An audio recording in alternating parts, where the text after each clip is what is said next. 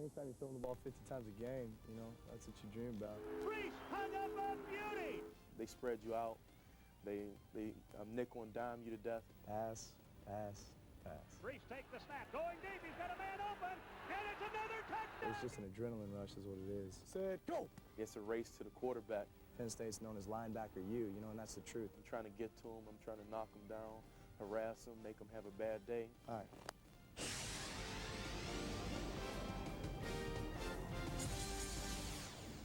The quick strike offense of Purdue, testing the defensive legions of Penn State. Hello again, everybody, and welcome to Happy Valley. We have two football philosophies that are virtual opposites. Penn State runs, defends, wins. They're 4-1. Purdue, on the other hand, has completed more passes than Penn State has attempted. They are 3-3. And Bob Greasy, can you survive in the Big Ten with an offense that is 60% passing? Well, with weather like this, you can. True. But Joe Tiller did not intend for this to be a one-dimensional type of offense. He wants to have a 60-40 type pass. He doesn't want to throw 83 passes. When you throw that much, it puts all the pressure on the quarterback, both mentally and physically. Physically, to actually do it and avoid sacks, knockdowns, and all that other stuff.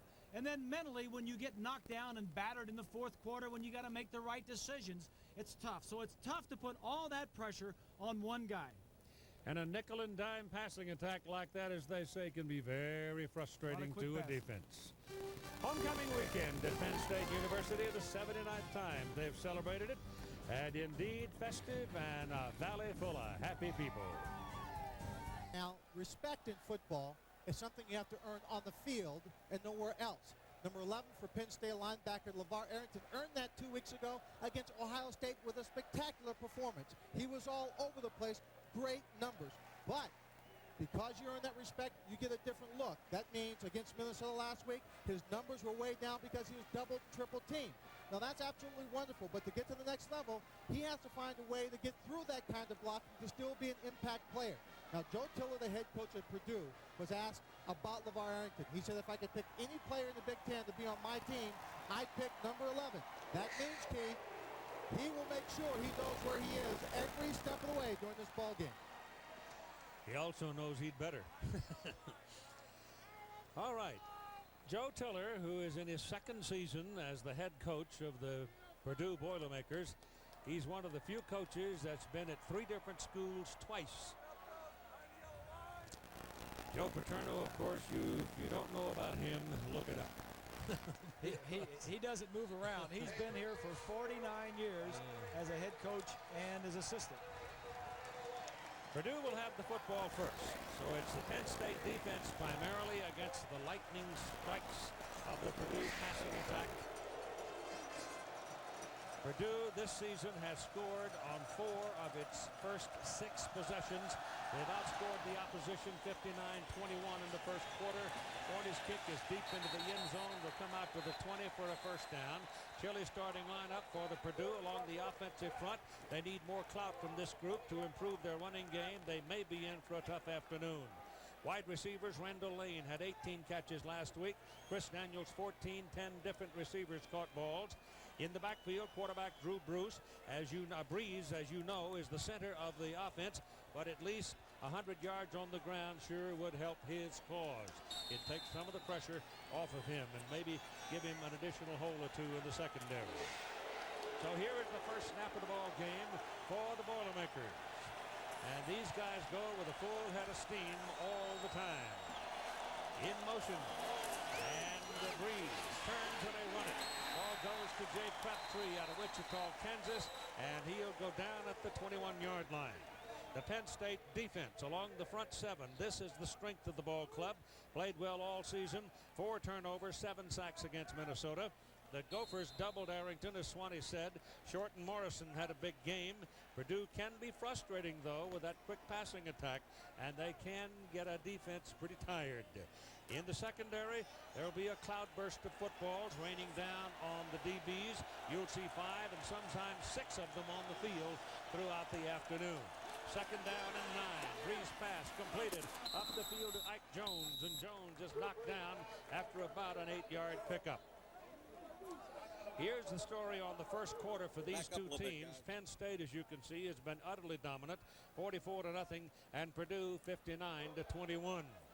And as I told you, they have scored on 4 of their 6 first possessions during the course of the 6 games that they have played. They're 3-3 coming in. Purdue scored 59 points in the first quarter.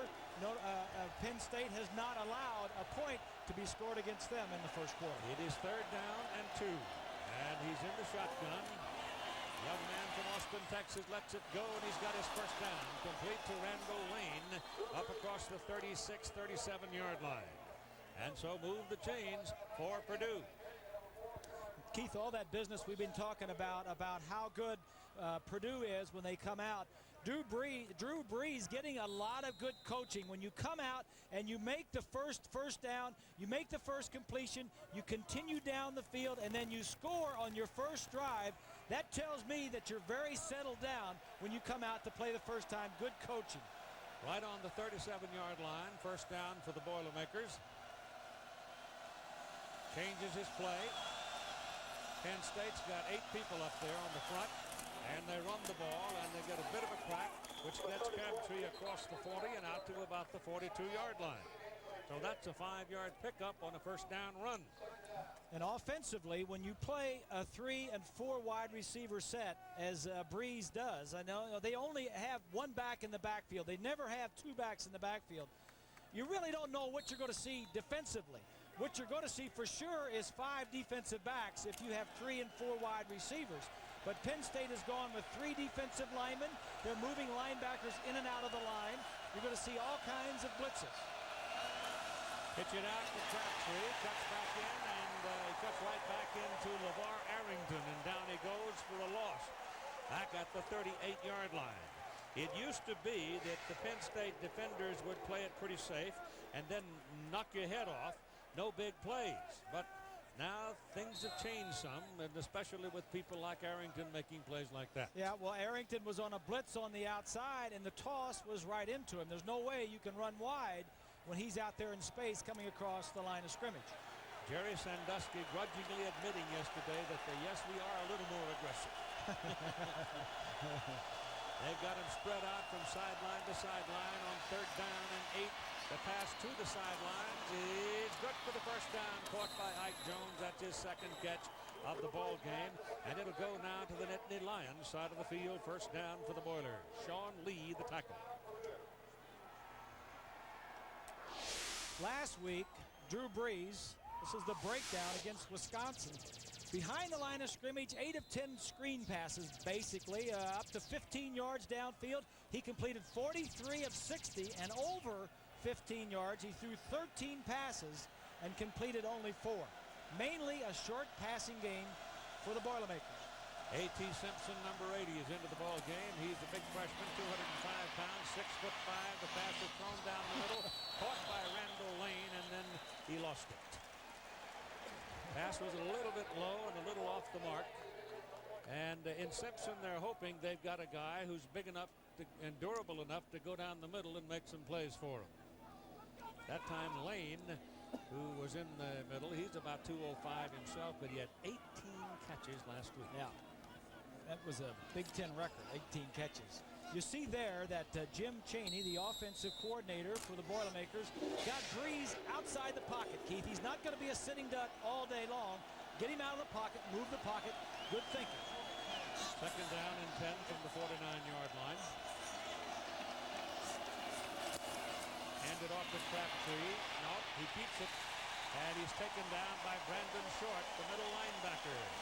So Short found his way inside, and the quarterback came right to him, and here's Swanee.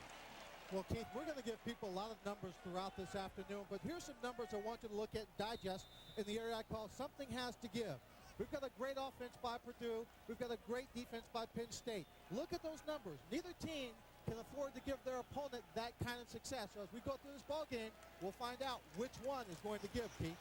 3rd down and 12.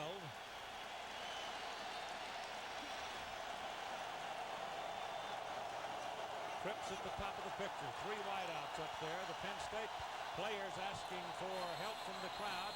Ball is thrown down the sidelines. There's a penalty flag on the field. The pass is incomplete. There was double coverage on Ike Jones going down the near sideline.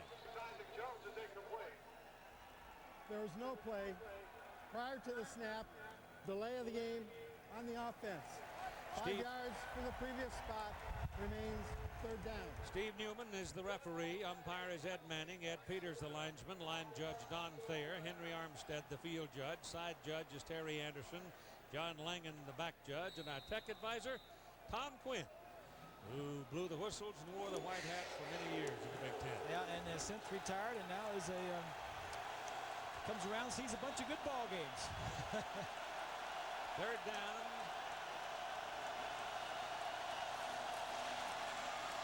Pressured. Got it. Lions just kept coming and coming. Brad Scioli led the charge. Courtney Brown was there. Fleischauer was there. And they kept fighting them and finally got to them. Well, what else was there, Keith, was good coverage downfield. Nobody open. Penn State leads the Big Ten in sacking the quarterback. Scioli, number 5. That's Brown, number 86. They were all there. Danny Rogers is the punter. Bruce Branch the returner. And on 4th and long, they'll punt it away. The line of scrimmage in this instance is their 36-yard line. Rogers spins it up for Branch, who's got speed. He circles back to the 24, gets a crack, fumble. And Purdue may have it. And Purdue does have it. So the Boilermakers pick up Branch's fumble as he's hit hard, returning the punt up the field. And Purdue makes a break for itself at 9:53 to go in the first quarter. Rocco Foggio recovered the ball for the Boilers. And it looked like Eric Haddad knocked it loose. Yeah, good tackle right there. And Drew Brees over on the sideline talking to Jim Chaney upstairs. Says, wait a minute, Coach, I can't talk now. We got to get back out there. Put the ball on the 39-yard line of Penn State. First down for Purdue. Purdue had not been very good in getting turnovers from the opposition. In fact, they were last in the Big Ten this year, whereas last year they led the Big Ten. They come out this time in the shotgun on first down.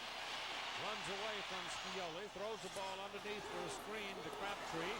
And Crabtree's got some room down inside the 25 and out of bounds at the 23 before Ascari Adams, who's in on the nickel defense, makes the tackle. Well, you got a little pressure the last time you were in. You got sacked, so come on out and throw a screen pass. Niedrich, the center, is out there.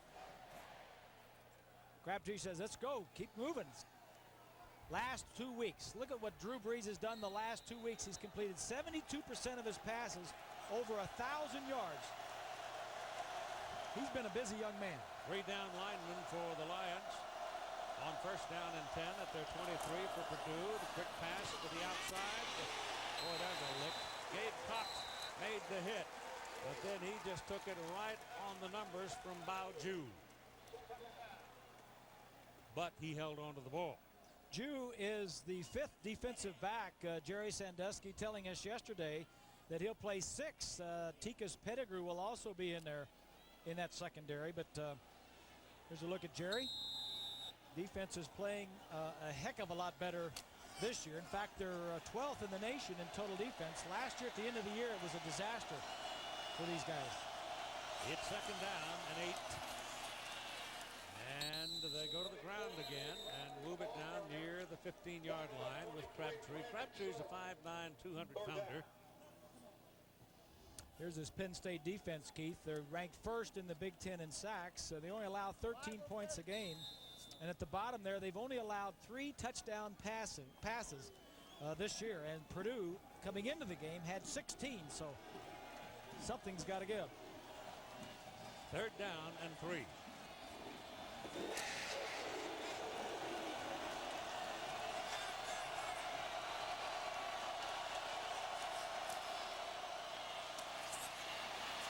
Brees throws down the sidelines in the corner of the end zone. The pass is incomplete because he was out of bounds. Tim Stratton, number 39, a tight end, had gone down there, but he couldn't hold his position inside the chalk.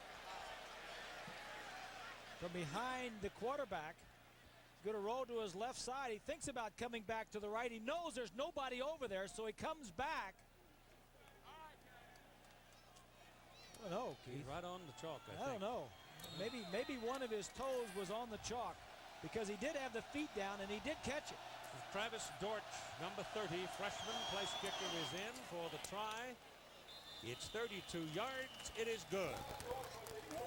So it's the first point scored against Penn State's defense in the first quarter this season by Purdue. So in the second possession, the Purdue Boilermakers get 3 points on the board on a 32-yard field goal as Brees is back on the phone with the offensive coordinator. That was kind of an extended first drive. I mean, Penn State hasn't had the ball yet. It was a stop drive, a fumble, and you continue the drive. That's the way we quarterbacks look at it anyway. You told the statisticians. Down, well, Penn State is fumbling the ball. They fumbled it on the first punt, and now all of a sudden Eddie Drummond drops the kickoff back on the goal line, and he gets it back to the 4-yard line. So the Penn State people had 3 fumbles from the center to the quarterback in last week's game. Yeah. So. And now 2 special team problems, 2 fumbles. Drummond, a true freshman. You know, Keith, you would think there would not be that much pressure on the Penn State. They're at home. They haven't been home for a while, but yet there is on the home team sometimes. Well, they haven't been here since, what, way back in September when they played Southern Miss, so it's been about 35 days since they played a game at home.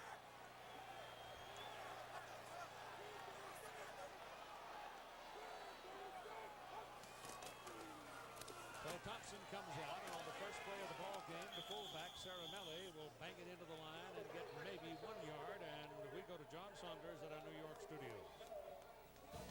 Ethan, it's time for the Burger King update. Oregon. Who came from Northern Alabama to Temple. I never did understand why he made the move, but maybe he knows something that I don't. Here's Cordell Mitchell carrying the ball over the right side, and Mitchell is going to lose about a yard on that carry. So let's check the Chili starting lineup now for Penn State. Offensive front, 4 300-pounders. They're not explosive, but they are space eaters, and they're tough to penetrate. The senior flanker, Joe Nastasi, broke his left wrist last week. He's gone 3 weeks at least. Chaffee Fields and Corey Jones started. Quarterback is Kevin Thompson, had his best career numbers at Minnesota with no interceptions, and he had a 65-yard strike to Corey Jones. Key play in that ball game. Those space eaters up there on the front line. Thompson gets it away, and the pass is incomplete. There's a penalty flag thrown, and the intended receiver broke it off well back down the field. Keith, and this may be holding. If this is holding in the end zone, it could be a safety. Steve Newman is talking. He's talking to Penn State people all around him there.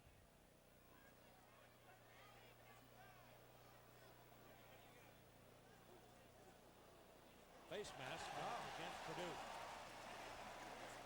So somebody went in there and grabbed the face mask in the effort to make the play, and Willie Fells, number 40 there, the middle linebacker, young man from Palatka, Florida, and he's indicating why. But it with the definitive move by the referee, that had 15 yards all over it, and that's what it is. Inadvertent is 5, but when you grab it and pull it, it's 15 and a first down. Yeah, Tiller hates to see that because in all actuality, the third down was incomplete. They would have had to kick out of their own end zone. He had him pinned. Yeah. So put the ball at the 19-yard line where it is first down for the Nittany Lions. Mitchell is the deep man. Saramelli is the fullback. Now they bring Tony Stewart in motion, working off of the double tight end alignment with Concho Brown and Stewart both in there. And there's not much on that play. The Purdue defense, it's a swarming group with defensive end Roosevelt Colvin showing 10 tackles for loss with 8 quarterback sacks this year. Willie Fells, we just mentioned him. Middle linebacker leads the team in tackles for a second straight season. And the defensive secondary, sooner or later, these corners are going to have Fields, Jones, and or Branch in man coverage. So look out. If Thompson can get him the ball. Down the middle, the pass is burned and complete to Concho Brown, the tight end. Brown, the tight end, is becoming now part of the offense. That position has been pretty quiet so far this season. Yeah, well, I go back to what Joe said at lunch yesterday. I'm getting kind of tired of all this favoritism you're showing you, but he said we got to throw a couple balls to the tight ends because Keith Jackson loves these big uglies. And there it is, right over the middle. He made the catch, too, didn't he? He sure did. It's his 9th catch of the year. Out near the 40-yard line for a first down. And here's Mitchell hit, slowed up, stood up, but didn't go down. And since he didn't go down, he figured, well, I'll see if I can run. And he did for 5 yards. Roosevelt Colvin was the man that got him. Colvin is number 59, so you might kind of look out for him. He's very busy. Cordell Mitchell is the starter and the guy with all the speed, but freshman Eric McCoo, redshirt freshman Omar Easy, and fullback Caramelli are kind of doing the running game for Penn State by committee this year. Second down and call it 5. Thompson back, has time, puts air under it. Choppy Fields was down there. There were 2 penalty flags. And Fields in a battle with Deshaun Austin. And I think the call goes against Austin. Yeah, Franny Ganner, the offensive coordinator, little play-action pass, and Austin was beat badly, and the ball was just underthrown. Chaffee had to wait for it, and then Austin gets messed up with it. I think, he looked back and made a play on it, but I think he was pushing off with his right hand, Keith. He's put his hand right up in his face.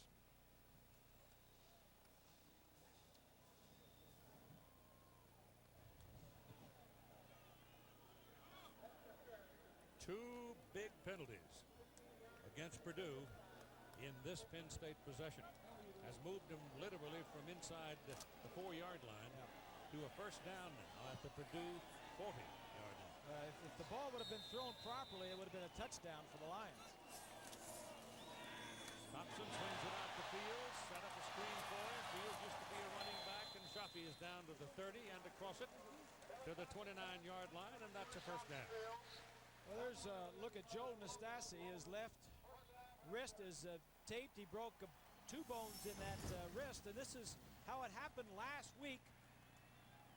A helmet right to the left wrist of Joe Nastasi. And talking with Fran Ganner yesterday, he was saying that, he was the only experienced wide receiver that had a lot of playing time. These other guys are either young or inexperienced. Talented, but young. Mitchell. Couple of yards. Maybe only one. Put it on the 28 and call it second down.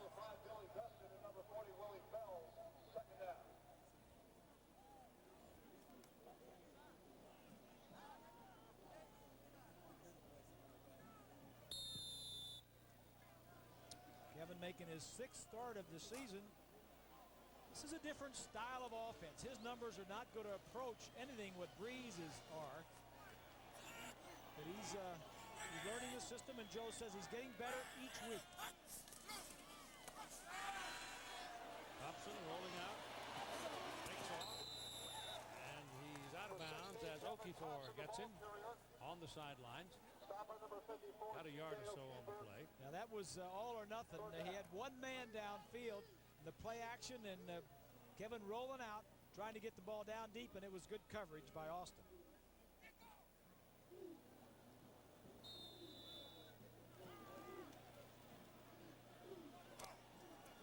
There's a look defensively. Purdue against the pass and the run. Not very good in the NCAA rankings. Third down and 8 for Penn State. Passes away, passes completed to Caramelli out of the backfield, and the fullback will have a first down for the Nittany Lions inside the 20-yard line.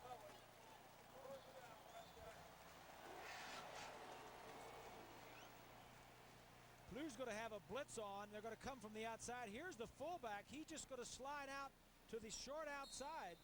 The tight end goes deep. The fullback releases, and it's a good job by Thompson to know where the blitz is coming from, how much time I've got left, and get the ball to the open man. Ball is on the 17-yard line for the first down for the Lions. Purdue with a 5-man defensive front.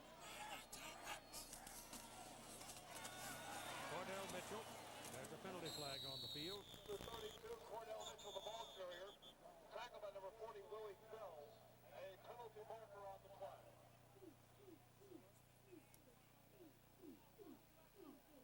Offside, Purdue. So that's 3 penalties against the Boilers in this Penn State possession. 2 big ones and now a little one. You mentioned in the open the 2 different styles. Joe Tiller likes to air it out. He was in Canada in the Canadian Football League for a while. And Joe Paterno, he likes to take his time, mix good run and pass, take some time off the clock. And that's the 2 styles you're seeing here today. It'll be first down and 5. Well, he also got acquainted with the single back offense at Wyoming. And Dennis Erickson left there, and he was on Paul Roach's staff. And then when he went back to Pullman at Washington State with Mike Price. With Jim Sweeney for a while. Sweeney was a deer man. 3 for 38 for Thompson, 3 for 3. And he's going to throw it again. And he's going to the end zone, and it is incomplete, intended for Corey Jones. Corey was open, but Thompson threw it a little high. Henry Bell got a bit tangled up, but pass flew a little too high for him. Well, here's a good look at it. Bell, number 27. Jones caught there. What is this? Whoa, it ain't a minute. That's the old shirt tail gig there. Yes, that's your textbook holding call right there. There was an official there, but he was probably blocked. And Kevin knows that he was wide open. Says, geez, if I would have just waited a second longer. And it to Cordell Mitchell. Inside for 10 and down close to a first down near the 5-yard line before Colvin makes the tackle. Penn State has been good inside the 20. They've scored on 16 of 18 tries inside the 20. What do they call that? The red zone. You know, when I was playing, we used to call it the green zone. You know, offensively, green, you get inside, you want to go. But you know what happens? The defenses call it the red zone because they want to stop the offenses, and somehow or other, the defenses overtook the offensive terminology. I never heard it until about 3 years ago. That's the name of that tune. Just outside the 5-yard line, first and goal, Mike Ceremony pounding down just short of the goal line.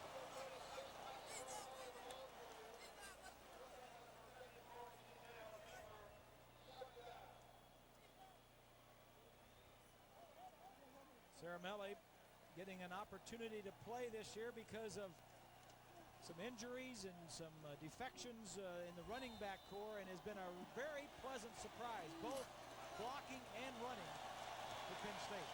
Aaron Harris is in the lineup now. And is coming back to injury.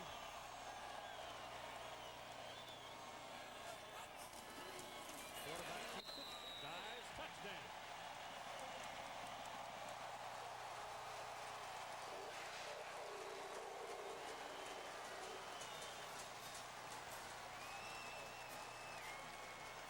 So 2 15-yard penalties plus a 5, and Penn State goes 96 yards using 6 minutes of the clock and 13 plays to take the lead.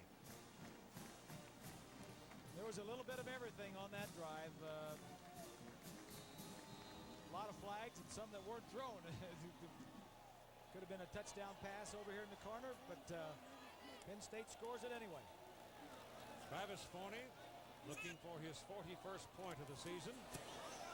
He's a walk-on from nearby Lock Haven, knocks it through, and he's still waiting for Joe to give him the scholarship. Alley and motorhomes and campers and picnickers, and it's very festive. What a great day. Beautiful for homecoming. They're going to enlarge the stadium and get it up a little over 100,000. They're going to put in some of those fancy boxes and all that kind of stuff, and pretty soon you're not going to hardly be able to see Mount Nittany. Penn State kicks off, and it goes into the end zone. Deshaun Austin coming out with it. Turns out to be an okay decision because he gets up across the 30-yard line with it. So it'll be first down for Purdue just beyond their own 30 with Penn State leading 7-3 and 1 minute and 45 seconds to play in the first quarter. At the 42-yard line.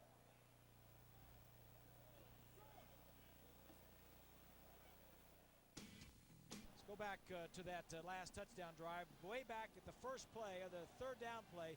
Watch right here. This is going to be the face mask where McKenzie, 67, is going to be held right there. You see the face mask being held right there. That converted a 3rd and 15 incomplete pass where Penn State would have had to punt into a first down that got that drive started. And it was a big one. Purdue's ball first down at the 31-yard line.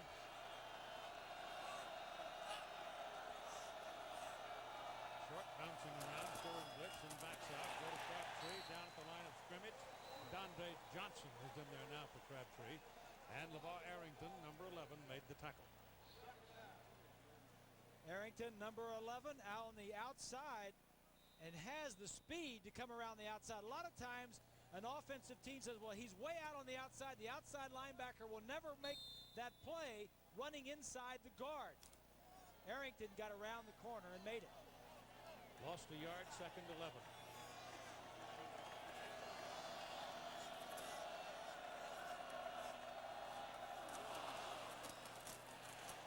Flag on the near side.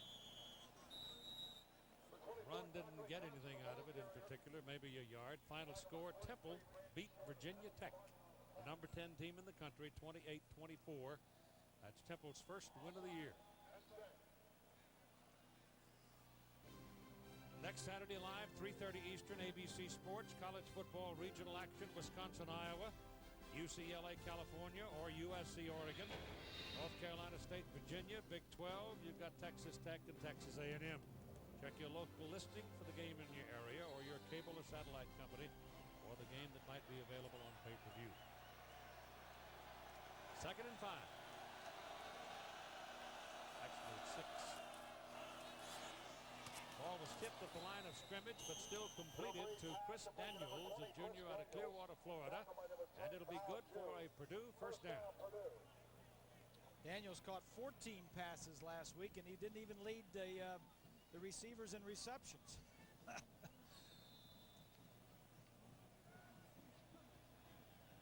You know, you have your favorite receivers, Keith, and Breeze has developed some favorites, and they're all the wide receivers. Very few footballs go to the tight ends or the backs.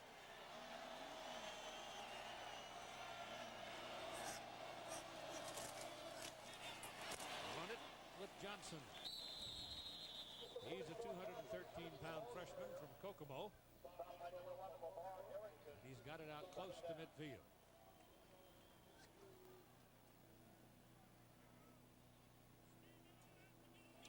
Arrington, number 11.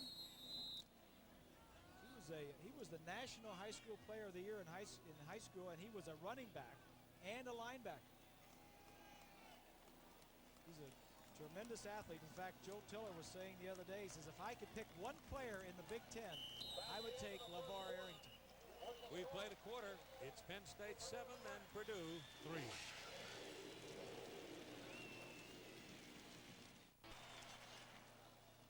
All right, we're back at Penn State, where Purdue just ran a play with Dondre Johnson being decked by Brad Scioli for about a half a yard loss. And it'll be 2nd down and call it 11.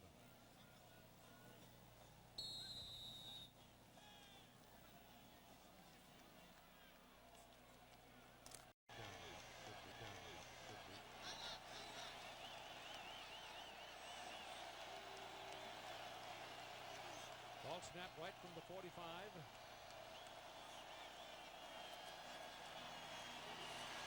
Now they finally flush Breeze. He gets his pass off, has a man coming back to the ball, but he's short of the first down. It's Tim Stratton. This time the catch counts, but it's still 4th down, and Purdue will have to punt.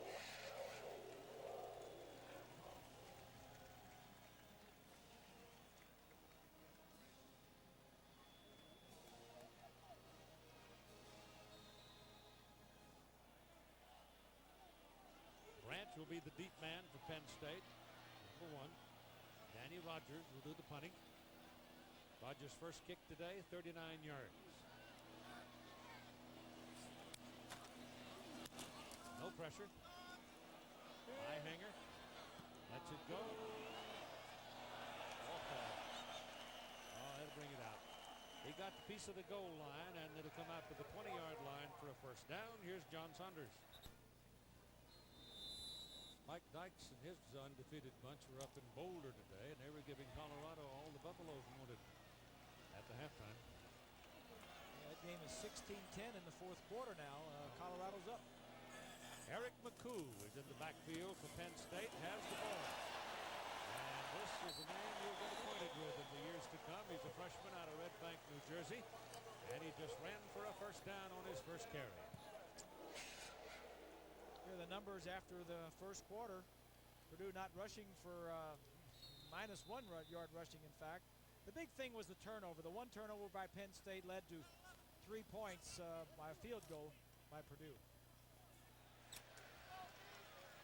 From the 31, 11-yard run on the part of McCoo. And Thompson throws, pass is short, gain is short. About a 5-yard gain. Shafi Fields went up to get it. The crowd was hooting a bit because Deshaun Austin came across and belted him and rode him out of bounds. But I don't see a flag.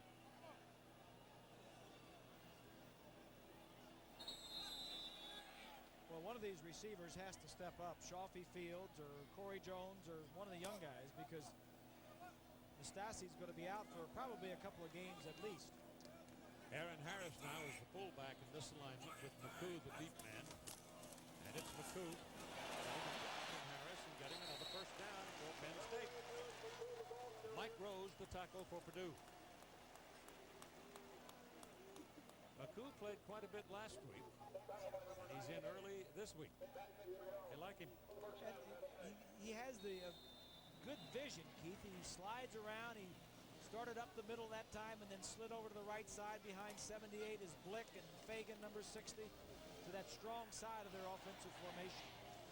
Branch is now in at a wideout position, actually in the slot, going in motion toward the ball. Now comes back, and they'll run it again. Pick up the extra block for McCoo, and he's tripped and goes down after 3 or 4 yards.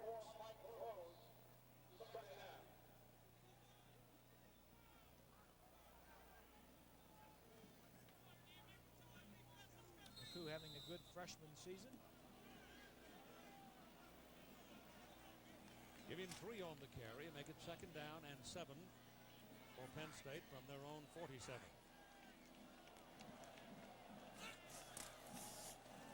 Thompson throwing. Pass caught by Corey Jones. Down at midfield, that's a pickup of 3 yards. Jones was academically ineligible last year, Keith. He got his act together. He said he was just I was lazy. He says, I just let it get out of hand. He says, I got my act back together. And he was welcomed back last week, really, with a 65-yard touchdown pass up in Minnesota. He's now back, and they have big things for this guy. Coming out of high school, he came out with Randy Moss. He was right up there with Moss in the high school ranks. On 3rd and 4, give it away to McCoo, and he broke a tackle and got the first down. They had him, but he shook him off and went on down inside the 40 to the 38, first down Lions. He's a patient runner. He doesn't rush it. By that I mean he allows the offensive linemen to get their blocks, and he also allows the defense to maybe overrun things. But he has to have the speed when he needs it and the power to go right over him. His 4 carries, good for 33 yards and 3 first downs.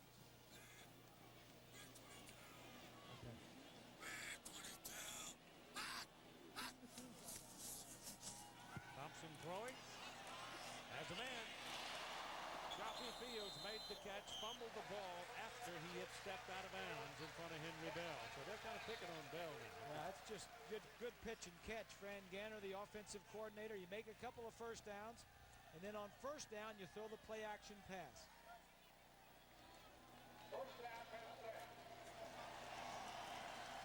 Ball is put down at the 28-yard line of Purdue, where it's another line first down. 10:20 to go in the first half.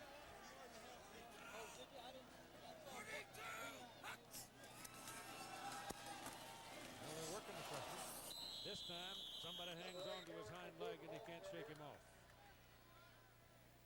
Keith and Bobby, you're talking about Eric McCoo, number 8. One of the things that Joe Paterno likes about him is the fact that he will make people miss. He doesn't quite have the same speed that number 32 Cordell Mitchell has, but what he has the ability to do is get to the pocket, get to a hole, and make you miss. One thing that Joe Paterno is hoping that Cordell Mitchell will acquire with a little more playing time, but certainly that Eric McCoo has right away. Keith?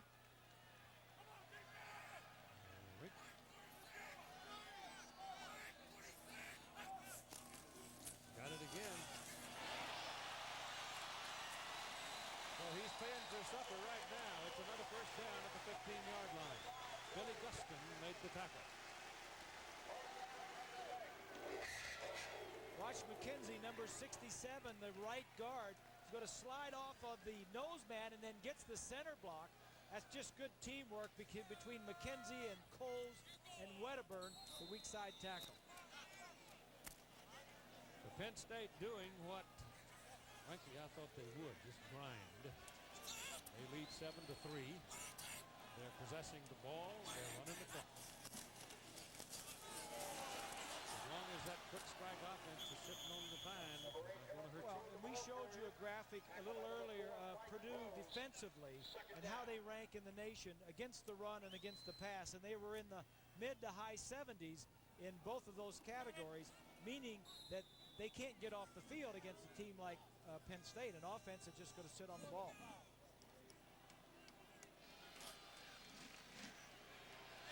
It's 2nd down and 7 for the Lions. Just inside the 13 of Purdue. Thompson's pass was away to Southfield to McCoo. And McCoo dances in, touchdown.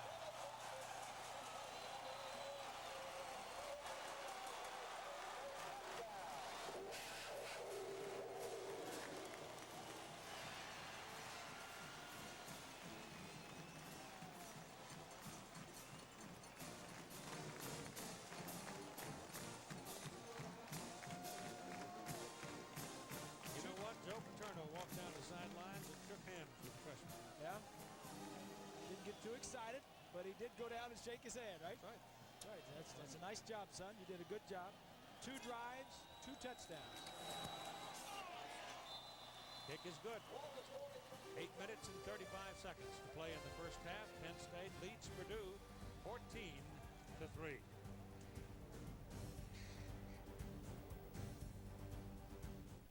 Back and take a look at that last touchdown. Here is McCoo, number 8. He's going to run a route right out here in the flat. Both of these linebackers are going to blitz right in here. One of these two has to come out and cover the back in the flat. Neither of them do, and McCoo is out there by himself. Either Rose or Wells, the linebackers, one of them was responsible for that guy out in the flat. McCoo accounted for 49 yards rushing on that drive and a 12-yard pass reception for the touchdown. And the Lions kick it off. Austin was waiting. He's had some fumble trouble. He handles this one at the 3. And comes back to about the 19-yard line where they take him down hard. And there the Boilermakers will have it. 14-3 the Lions.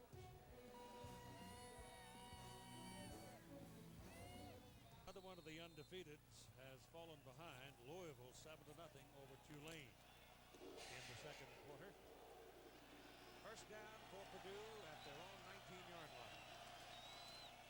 Ball is handed away to Crabtree, and Crabtree will lose a yard or so. And here's 20. Well, Keith, LeVar Arrington continues to have an impact in this ball game. Now, I am surprised that he is not being doubled more, but when he's single blocked or not blocked at all, he has used his strength and speed to get behind the line of scrimmage and make key tackles for the Penn State defense. And keep in mind, if you spend a lot of time double teaming LeVar Arrington, then you've got Brandon Short, you've got Brown, you've got Scioli, who are going to impact this game also, Keith. 2nd and 11.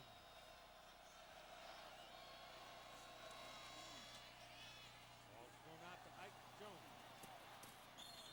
A good run by Ike, gets it out to about the 29. That's close to a first down.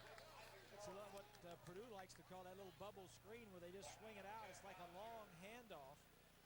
And the three wide receivers out there blocking. Breeze is 9 of 11, 76 yards. It's a mild day for him. It'll be third and a short yard. Well, he hadn't had the ball. Exactly right. Insane. Lions have put the thing in the closet and locked it.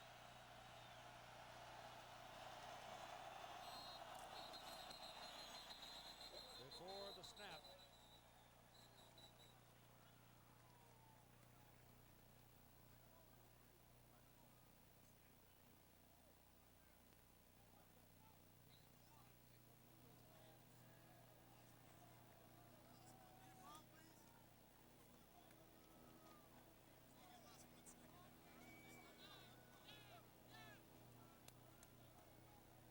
Prior to the snap, an illegal snap on the off. 5-yard penalty, remains third down.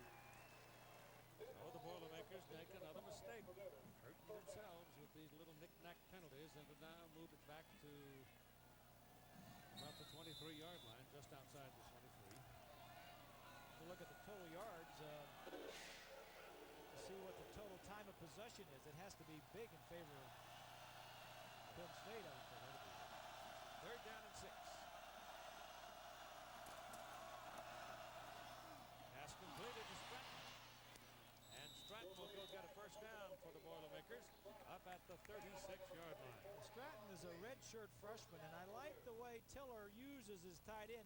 You got these 3 wide receivers that draw all the attention, but the little tight end just sneaks across, picking up third down after third down.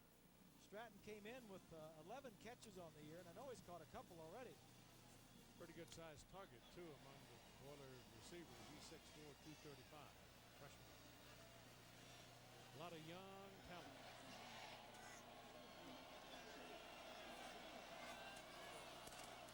On first down, a pump and bang. Hit from behind by Courtney Brown. Lucky he didn't lose the ball there. Well, you're right. They were trying a little out and up. Breeze had it set up on the outside. Penn State sent 5 guys, and Brown just beat his man by himself. From the bottom of your frame, 86. He's working on Light and just gets in there. I tell you, these 2 defensive ends, Brown and Scioli for Penn State. We ask Sandusky, what's the biggest difference this year from last year? He says the 2 defensive ends and LeVar Arrington. They are relentless. Ball is at the 30. Second down and 15. Just outside the 30. Arrington coming, and Breeze throws it away.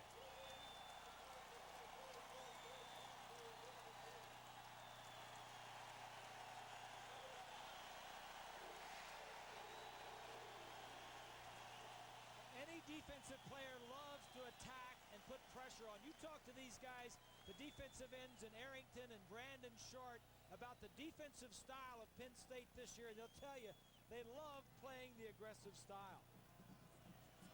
This is becoming the LeVar Arrington show. In the past, it was a lot of bend, don't break. The defensive coordinators don't like that term, but it was soft. He gets it away, and the pass is no good. He's out of bounds. Randall Lane went up and got it. Arrington was coming across through the traffic to get the quarterback, and he hurried to throw a bit and threw it just a little bit too high for Lane to bring it in. So Purdue will punt.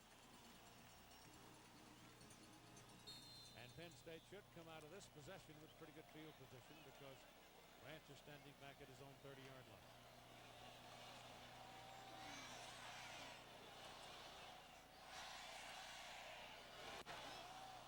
Rogers gets a good kick.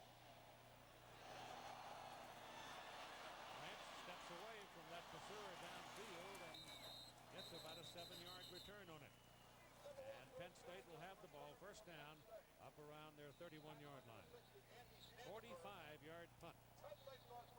So Arrington now gets a moment of rest. He could probably use it. Watch the wave go around the stadium. game. First one I've seen, I think, in 3 years. Time now for the Aflac trivia question. The question is, which Purdue player finished second to Steve Spurrier for the 1966 Heisman Trophy? I'll give you a hint. He was a place kicker.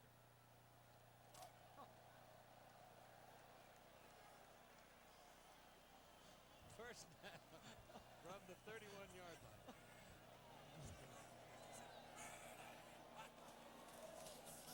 Thompson bumps it once, lets it go, and it's a tad too long for Shoppy Field.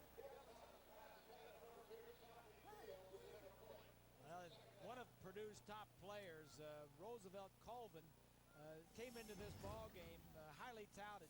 Watch him here on the last series as Wedderburn takes care of him. Roosevelt Colvin came in with 8 sacks on the year and was third all-time in tackles for loss, as 2 tackles today. One of the reasons why Penn State's having their way. Mitchell with the ball. Mitchell with the ball. The Lions almost got around the corner. He got around for about 8 yards.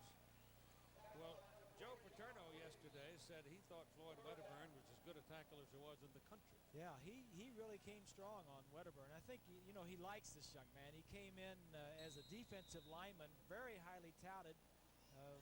Hurt his knee, was out for a couple of years, and then it didn't look like he was going to work out defensively. They asked him to move over offensively, learned the system last year, and has really come on to be an outstanding offensive tackle this year. So strong. Just picks up people and flips them out of the way. 3rd and 2. Mitchell again for the first down. Okafor made the tackle. O'Keefer, I guess it is.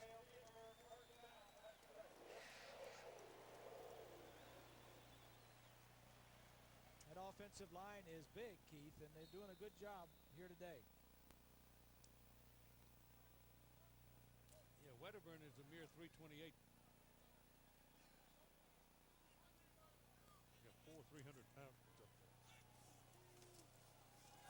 Thompson gets it off. He's going big again. He's looking for Branch. Branch trying to come back and get it, and the official threw the flag. Flag's laying out of bounds, but the official down the sideline threw it, and Lamar Kennard was involved in the coverage. Well, again, the ball is underthrown. As you look at Branch, he's going to have to wait for it to come to him. Branch had him beat. If Kennard, you know, if he would have just kept running, there's Branch 21. Kennard is 22. Thompson just has been underthrowing the deep ball all day long.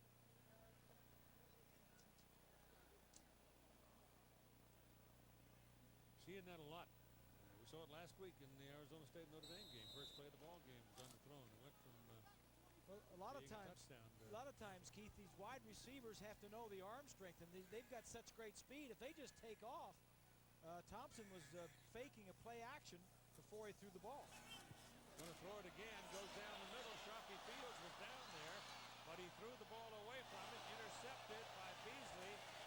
And Beasley then laterals the ball, and there's a penalty flag back where Beasley caught the ball. So he may well have been down on the field, and that may well have been a forward lateral. Let's see about it. McCory was the man coming in on the quarterback and nailed him just as he let the ball go. The referee is Steve Newman. Looked like that ball went forward when he pitched it.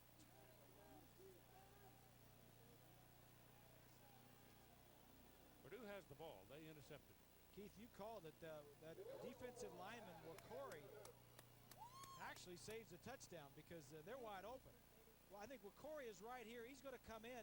Watch the play action fake. Top of your screen, there's nobody up there. That's where the receiver's going. If he throws that ball to the left of Fields, number 2, that's a touchdown easy. But because Wakori was in his face, he had to throw it early. And Beasley made the interception, but Purdue is penalized, and they've had a bunch. That's what, 7 penalties on them? Yeah. 7 penalties. Wow. Now they're all backed up. They're back on their own 3-yard line where they own the ball, first down. That was good design, except one of the offensive linemen didn't block his man long enough, That could have been a touchdown if the blocking up front would have held up. Now the crowd trying to help the home team and pin Purdue deep, 14-3. Penn State leads, 4:38 to play in the first half.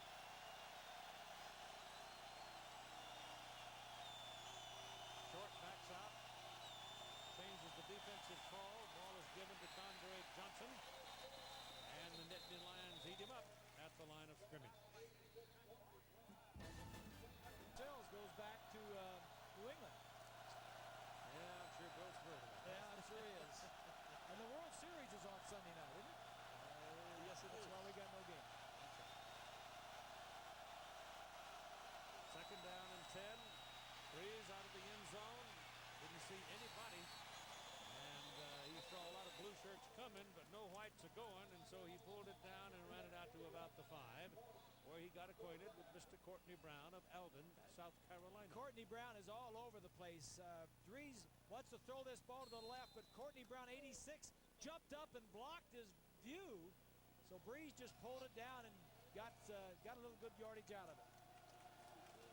Put it on the 6 and make it third down and 7. These defensive ends for Penn State are dominating those tackles, Keith, and the game. It is, however, 14-3. It's still a game. Scioli, he runs away from him. He throws the ball, and it is incomplete off the hands of Stratton. He had to thread it. He had to throw it hard, and Stratton couldn't reel it in. That's a pretty good job, however, by Drew Brees in that series because he was under tremendous pressure. Scioli came free on that play, and Breeze was in the end zone looking at Scioli. He just, good feet, got outside and put the ball right to the tight end. He should have caught it. Danny Rogers will punt out of his end zone. And with 3 minutes plus to play in the first half, Penn State will surely have the ball on the Purdue side of the field. But on the other hand, they may not. Got a lot of room here. Got a lot of room to run. Yeah, it's Grant, and Grant is dancing at the 46 and goes down to 46. So it was a huge kick of 50 yards and an 11-yard return for Brent. And you've got 2:54 to play in the first half. Switch Purdue player finished second to Steve Spurrier in 1966 in the Heisman Trophy. Well, there was none other than my partner, Mr. Robert A. Greasy, the famous place kicker. The old place kicker, huh? The only thing that really made him mad is he finished second to Spurrier. Oh, well, Steve kicked. He was a kicker, too. Exactly. He kicked as many field goals as I did, and probably more. Yeah, he did. He kicked, well, you kicked a couple of one games, but Steve kicked one, if I remember, that was huge in their success that season. Later in the year. Yeah. First down at the 45-yard line. Little pass pitched out to Truffy Fields. And the junior out of Philadelphia gets a couple of yards on the play. Pretty good defensive reaction there by the Boilermakers. Henry Bell. Florida was leading Georgia, Auburn, 14-0 in the first quarter. So that score come by a little while ago. And what did you say, that UCLA 24, Oregon 7? Yeah. Huh? Bruins pretty good. I'll tell you, Bob Toledo's great done it. mystery teams in the country. You Toledo. folks in the East will get to see him eventually. Ball thrown to the sidelines. It's out of bounds. But it's good to Bruce Branch.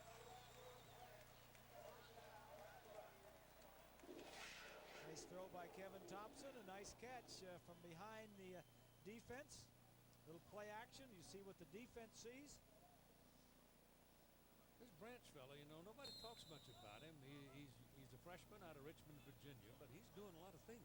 Yeah, he's returning punts, kickoffs, catching the ball. Only problem, he had that one fumble on the punt early in the ball game. I think these guys are going to be pretty good next year. Well, that's right. They only lose 5 starters. 17 of the 22 starters on offense and defense are back, plus their 2 kickers, Penn State. This is Cordell Mitchell. And Larry Johnson's a young'un who's going to school here as a redshirt freshman, and they get excited just talking about him when he starts playing next year. Yeah. He'd be a tailback. Well, all their skill players, the ones that are young and inexperienced this year, are back. They only lose 2 offensive linemen and a tight end, and 2 guys off their defense, and that's it. Second down, call it 7 for the Lions. Ball down at the 27-yard line. Down the middle. Beasley had the interception a while ago, and he stepped over in front of Branch and slapped that away. Behind the defense from the right side, Beasley's going to come in. This is a nice play by number 7, Beasley. Saw it all the way, had the speed and the quickness not to interfere with the receiver and knock it away. So leave it at the 26 and make it 3rd down and 7.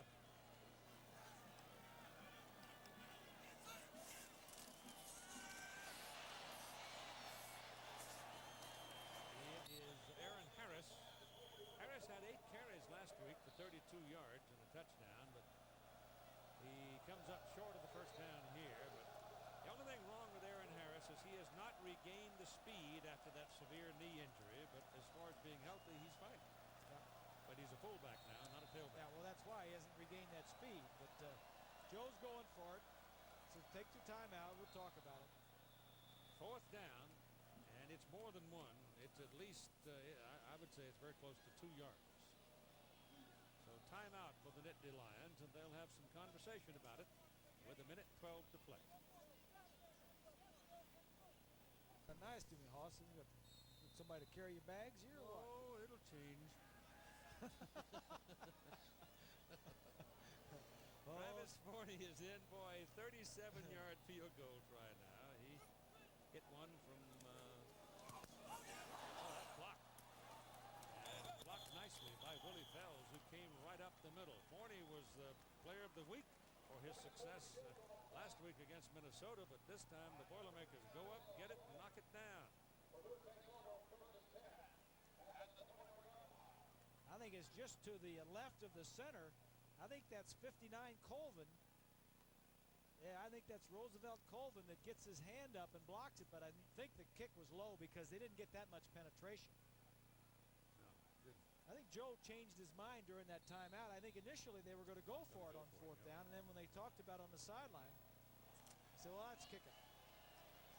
So Purdue takes over the ball at the 20-yard line with 1:07 to play in the first half. 14-3, Penn State leading. Boilermakers could get something quickly, then who knows? We'd go to the clubhouse and we'd still have a ball game, and that is an incomplete forward pass. Here's John and Todd. All right, back we go to the battle. On 2nd and 10, Breeze.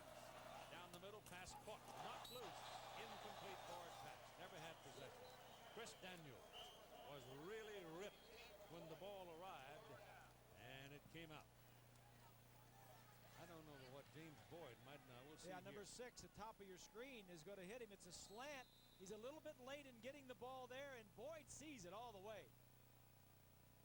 Boyd's blocked a couple of punts this year, knocked a couple of fumbles loose, and knocked that one. That'll loosen your Phillies, a few of those. I guess that would. 3rd down and 10. And got this one completed to Ike Jones. And Ike tiptoes out of bounds up on the 31-yard line, and that'll be a first down. Ike's had a pretty good day. He's caught a half a dozen or so, not 4. Ike's had a pretty good year. He's already caught 33 coming in. I mean, if you play a receiver for the Boilermakers, you got to catch. They had 3 receivers last week. One caught 18, one caught 14, and another caught 11. Better do your finger exercise.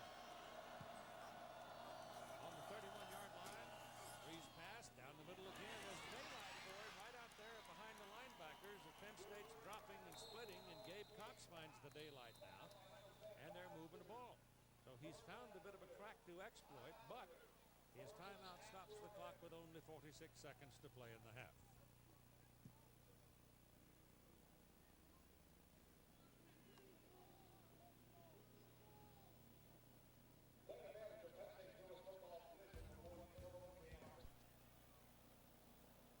Look at the play selection last week. He threw 83 passes, only ran it 20 times. Today, more of a balance, and not nearly as many plays percentage-wise in the first half. But Joe was saying that he wants more of a balance. He says, we can't be that much one-dimensional that we throw the ball that much. We got to run it some. From midfield, first down for the Boilermakers. 46 seconds. To the sidelines to the running back Johnson. And Johnson runs into Mr. Brandon Short. He is of the McKee Sport shorts.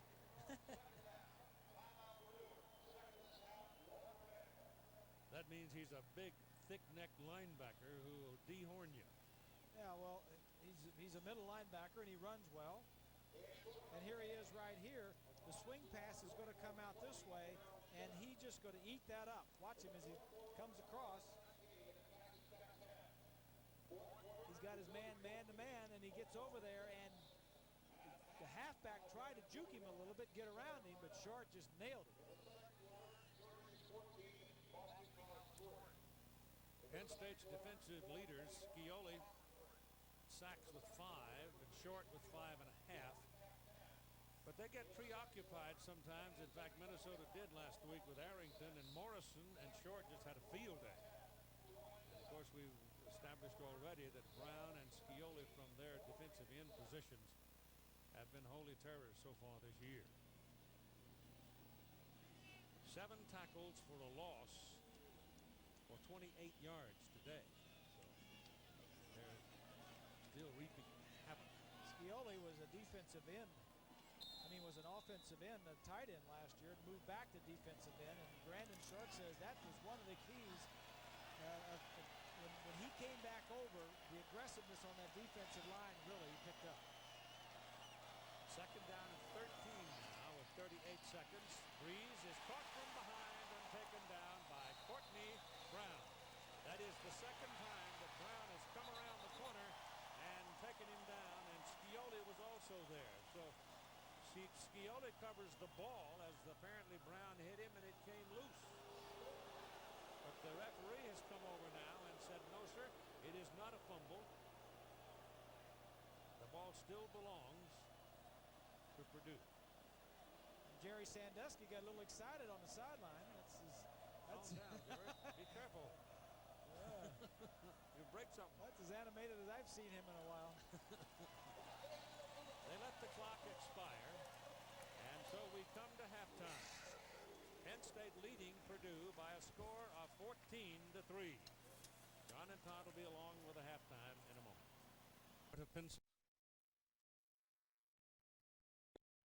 Here we're the home team. The Penn State Nittany Lions lead Purdue in a Big Ten game 14-3, and the Penn State defense has control of the game. They set the tone. 86 is Courtney Brown. He had 2 sacks. Scioli, number 5, right in the middle of it. And Arrington, the 2 defensive ends and the linebacker, just setting the tone. 8 tackles for losses, 3 sacks, and 18 of Purdue's 33 plays went for no gain or less.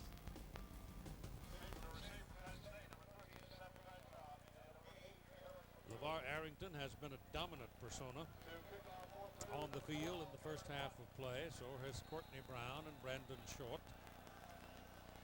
Both teams played pretty well. Purdue will kick it off. 14-3. Still a game. It's Sam Crenshaw. And Sam's down at the 21-yard line. Here's Lynn Swann. Well, Keith, I talked to Joe Tiller, and he said, defensively, what they have to do is take on the lead play. The fullback's been entirely too active. The inside running game has been phenomenal for Penn State, so he's got to stop it. But on the offensive side, he says what they have to do is change the tempo of the ball game. They're giving them too much of a rhythm to attack his offense, and he's going to cut some of those linemen coming in. The defensive ends and the linebackers are putting the pressure on Drew Brees. So watch for those changes, Keith. Cut blocking, of course, is the one thing you don't practice. Can't. Don't have enough people. Yeah, you don't want to hurt your own guys. From the call it the 22-yard line, first down, and the ball is given away to Cordell Mitchell. And Mitchell will get it out close to the 25. This being Penn State's first game at home since the 12th of September. They went on the road, lost to Ohio State, played pretty well, but made some mistakes in the kicking game, and then also Kevin Thompson had a ball slip out of his hand, but they've improved each week. Had a big game at Minnesota last week, and they're off next week, so they got another chance to get some things done. Pass to the sidelines is picked off by Billy Gustin for Purdue. And so a wounded goose goes up. Gustin runs under it.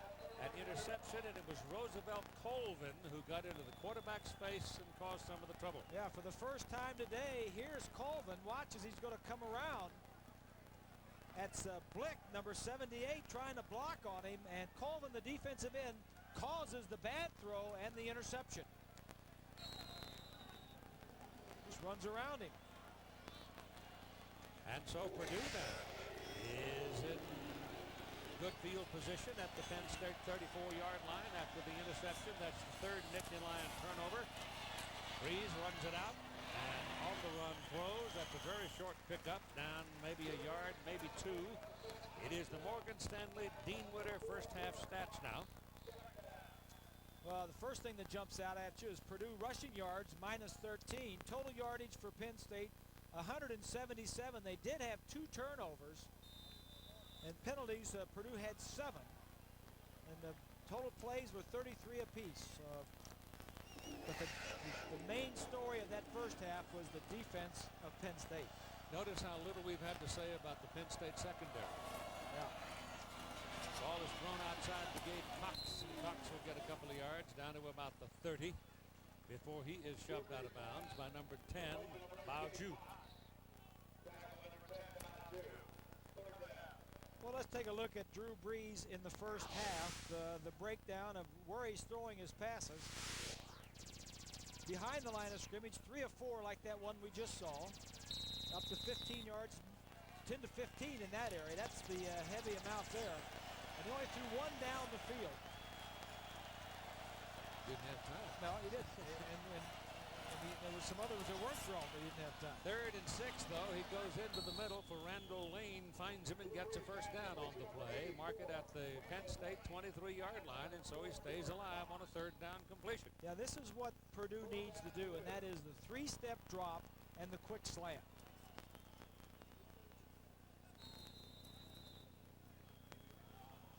Bob, one of the things the receivers are doing extremely well is they're finding the open gaps and not running through them.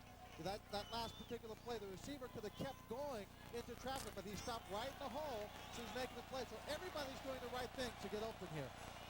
Lane, who caught 18 last week, has 2 today for 16 total yards. They run it here with Jay Crabtree, and he's going to have 5 on that carry.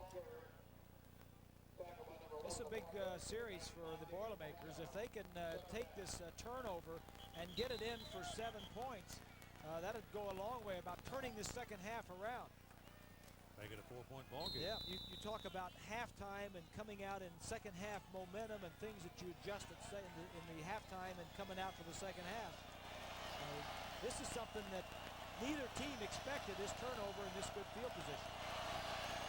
2nd and 5. Reese passes away, pass is completed to Stratton, who's having a big day. Tim Stratton, number 89, big tight end, rolls inside the 10 to the 9, and it's 1st and goal for the Boilermakers. Well, here's Stratton right here. He's just going to come across the field. All the other receivers are going deep, right in front of the linebacker. Tight ends, Keith, will keep drives alive. If you can hit your tight end, it will make first downs and keep drives alive. I've told that for years. Corner of the end zone. Incomplete. Almost. Ball was a little late for Chris Daniels. Anthony King was there. He also had some help, and the pass is incomplete. Sean Lee got over there in a hurry to help as well. From behind the defense, King just gets up to knock that ball away. He didn't see the ball coming, but when Daniels went up, and probably when his eyes got as big as silver dollars, then King said, well, the ball must be coming. I'll get up there and knock it away. It is 2nd and goal from the 9.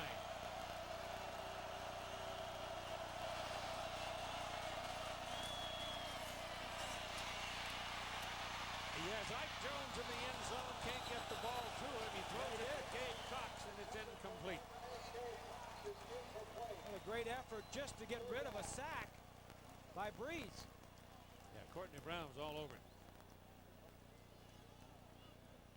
Scioli, Fleischauer, Courtney Brown.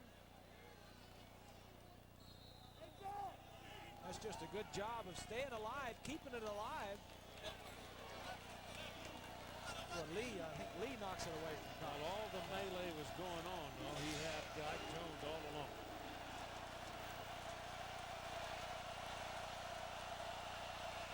So it's 3rd and goal from the 9-yard line. Here they come. And down he goes.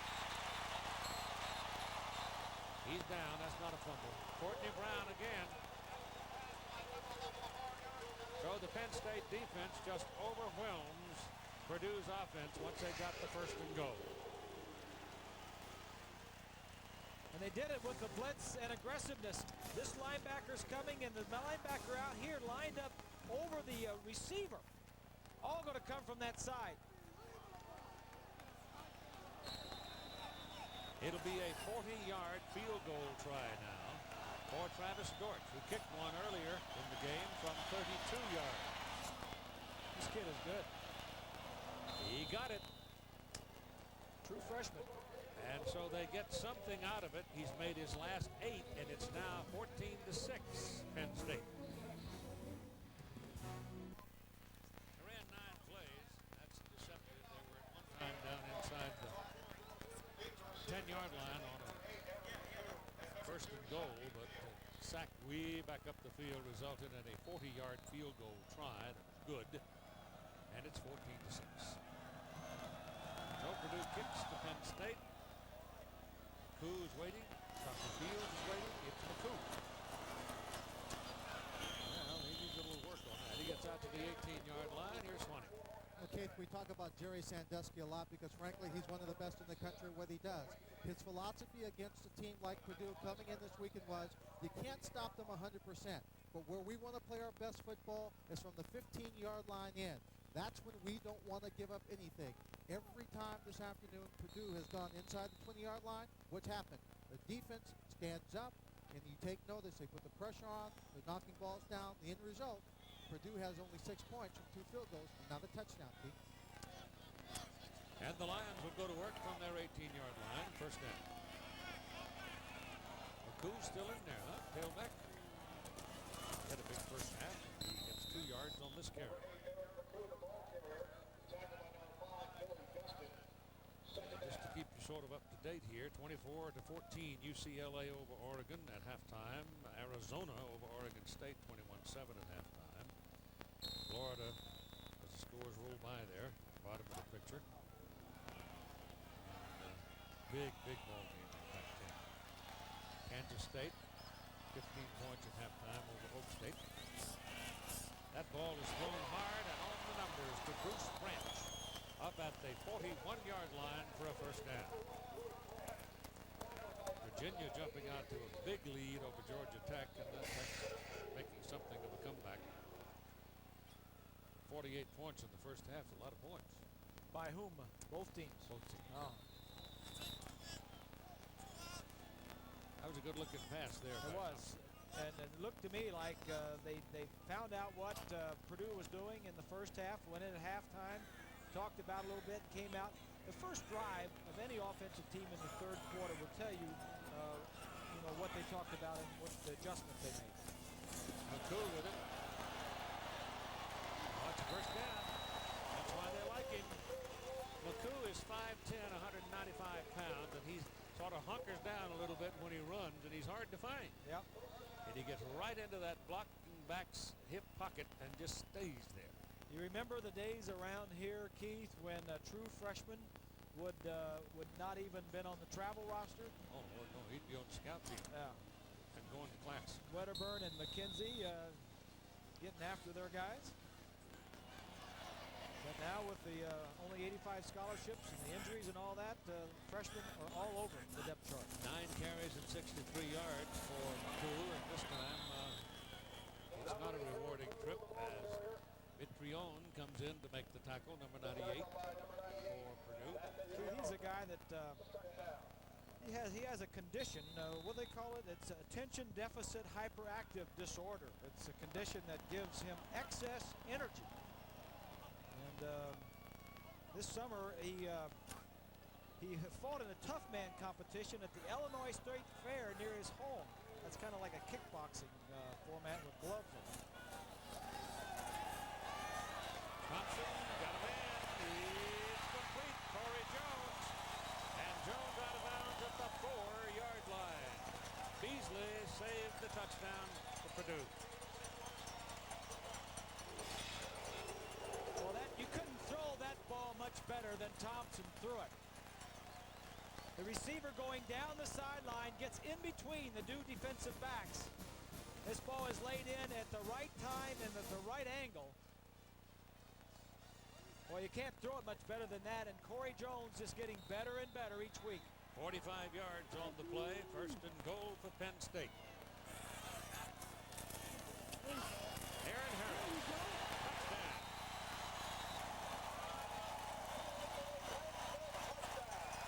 So Penn State comes right back to answer Purdue's second field goal with a third touchdown.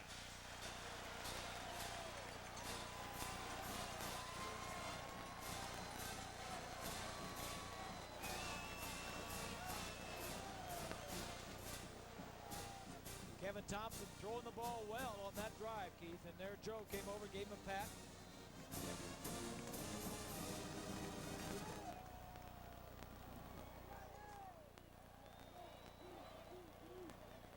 This is a much better looking football team than we saw up in Columbus, Ohio. And much more physical, both offensively and defensively. Forney's field goal, extra point is good, and Penn State is out to a 21-6 lead over the Boilermakers. Joe Pa, the Italian star. 79th homecoming, and while we're waiting for the kick, I have to tell you that the Penn State Glee Club, which started as the Glee Club Banjo and Mandolin Society, will have a reception and performance tonight. It's been here 110 years. So it's the oldest student organization on campus. How about that? I like it. If I could still pick, I'd go join them. There's a scoring drive after that interception in the first drive of the second half. Thompson takes his troops down. The problem with for Purdue is Penn State is scoring touchdowns. Purdue only scoring field goals. And sitting on the ball. I mean, Penn State has put the football in the refrigerator. Purdue just haven't seen much of it today. So here come the Boilermakers. First down from their 20, trailing 21-6. And Bree's pass is no good. Intended for Randall Lane, and Lackland was right there. And the ball came out. Yeah, they're trying to get rid of the ball quickly, Keith. They've been sacked 3 times today, and it's always been on shorter passes. Here you look at 3 steps, 1, 2, 3, and throw. These are either quick outs or quick slants, and it takes about a second and a half. Nobody's going to sack a quarterback when you're throwing that quickly. It's when you drop back to throw the 10 to 15-yard pass or the 20-yard pass or the pump and go pass, a deep one, that the defensive ends have a chance to get there. Second and 10. Brandon Short drops back into that short zone. That shuts one door, so he throws under it. The pass completed to Chris Daniels, and Daniels has the first down. Oh, you can move the chains there. LeVar Arrington shaken up a bit for Penn State, gets up rather tenderly and is headed for the sideline. One thing I like about Drew Brees is his footwork. Watch his feet. Now keeps him moving, slides a little bit. He moves around, finds where his protection is. Here's a look at the receiver. Daniels is just going to keep sliding till he finds an open area. The quarterback has got to be able to move around in the pocket. Arrington going to the bench there with what looks like an ankle problem. Some pressure there on Brees. The ball is dumped off to Crabtree, the running back. And Crabtree shows some gizzard as he bangs through people and gets it out to about the 46-yard line. What was that mama? His mama's going to say he showed some gizzard there, Harston. What are you talking about? Well, he just put his head down and ran over somebody. If he hadn't gotten caught from behind, he had some room in front of him, too, down the sideline. Yep.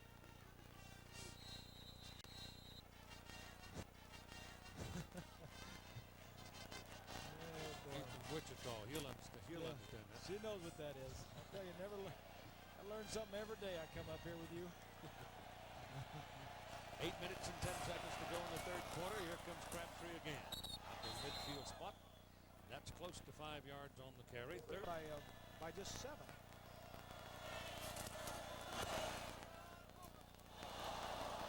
Well, he knocks it through. Well, he And it's 21 to 13. knocked it off the corner. 18. 6:05 to go in the third quarter. Full of quarterbacks. Can you sing it?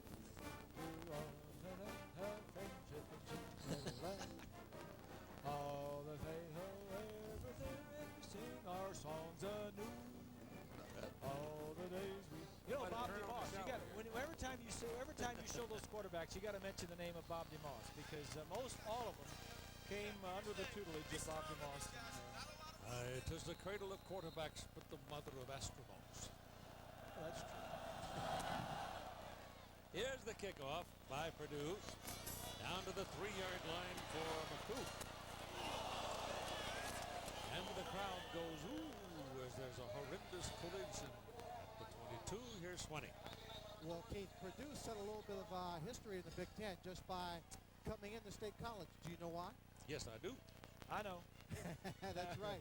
They made it a very comfortable trip because they are the first team to actually fly into and land at the airport at State College for a game against Penn State.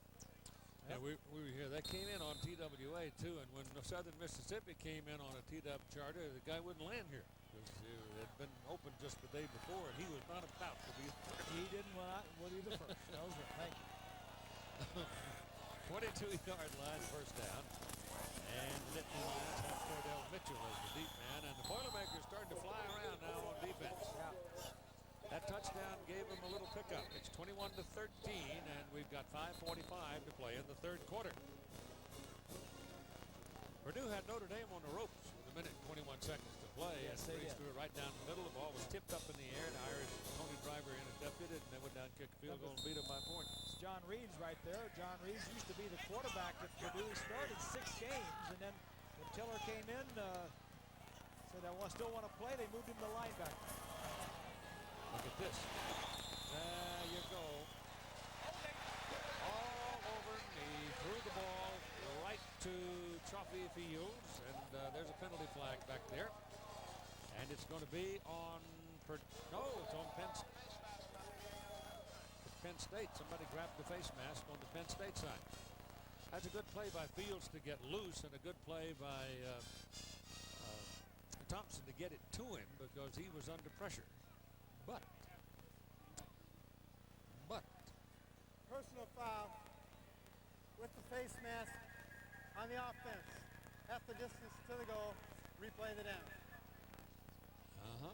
Joe wants to know who. Oh, he wants to know what's that. Here's John Saunders.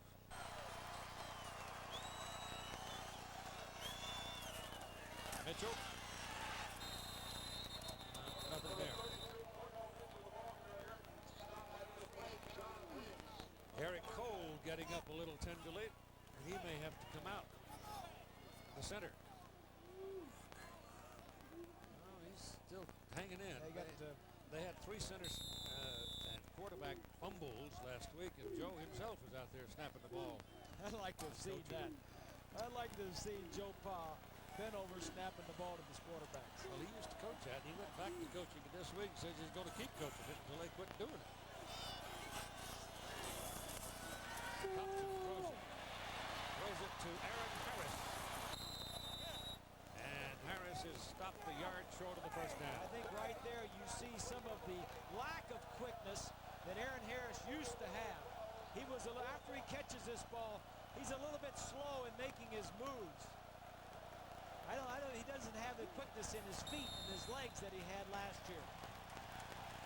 Bob, at halftime, Joe Paterno said at that point when he was looking at the field goal, they called a timeout. He was actually going to go for it. Then he said it was too long and they didn't. They missed the field goal. Now he's definitely going to go for it, Bob. Yeah. On 4th and a short one. Harris. Right to the goal line, but Purdue's will improve at the goal line, and they stop it.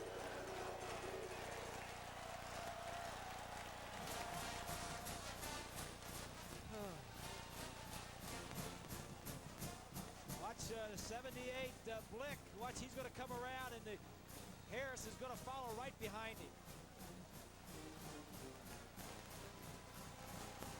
Beasley got a shoulder underneath him just short of the goal line and helped hold him up. And that's what kept him out. Harris again. And there's the touchdown.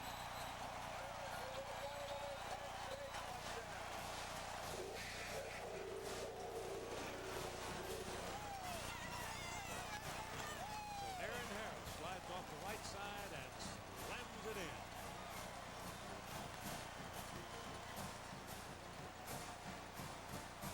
Every time Purdue does something, Penn State comes thundering right back. Yep. That's the same play they ran the time before, following big 78 Blick.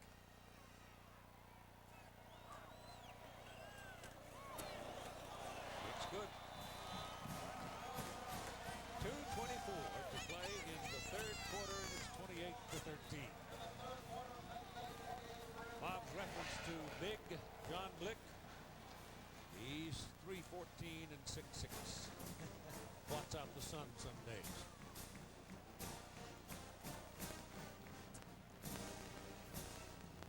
ABC. The little fella is not there. He's gone.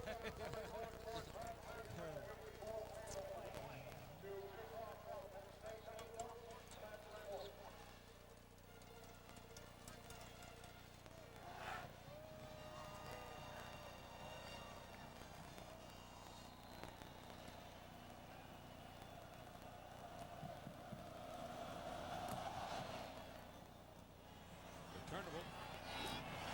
If Purdue will get together here and trying to figure out what to do with it. Randall Lane and Jay Crabtree did the Alphonse and Gaston, and Joe Tiller has heartburn.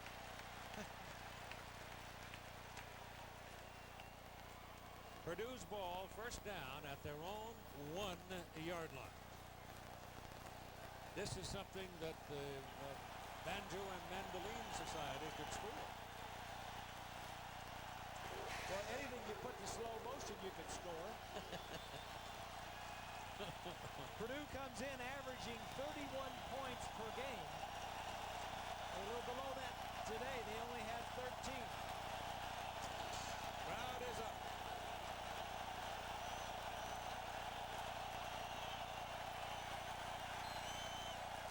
Dondre Johnson is the running back, that freshman from Kokomo, and he wedges it for a yard or so. Penn State really hunkering down now, trying to pin them. Well, this is a tough area to try and come out of, and not a bad area to throw from, Keith, because the defense, I think, has a false sense of security. They've got you backed up. And it's not a bad time to go deep.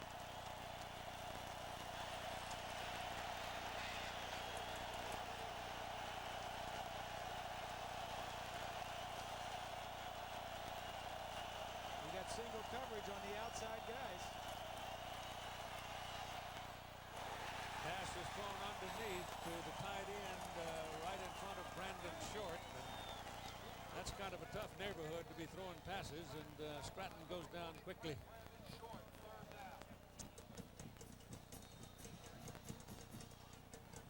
Number 43, Brandon Short, sees it all the way. Problem is you don't have a lot of time. You've got Courtney Brown on one side and Brad Scioli on the other. That does not allow a lot of time for the quarterback to throw. And not much time there. Had to spend the time out because he was running out of time on the play clock.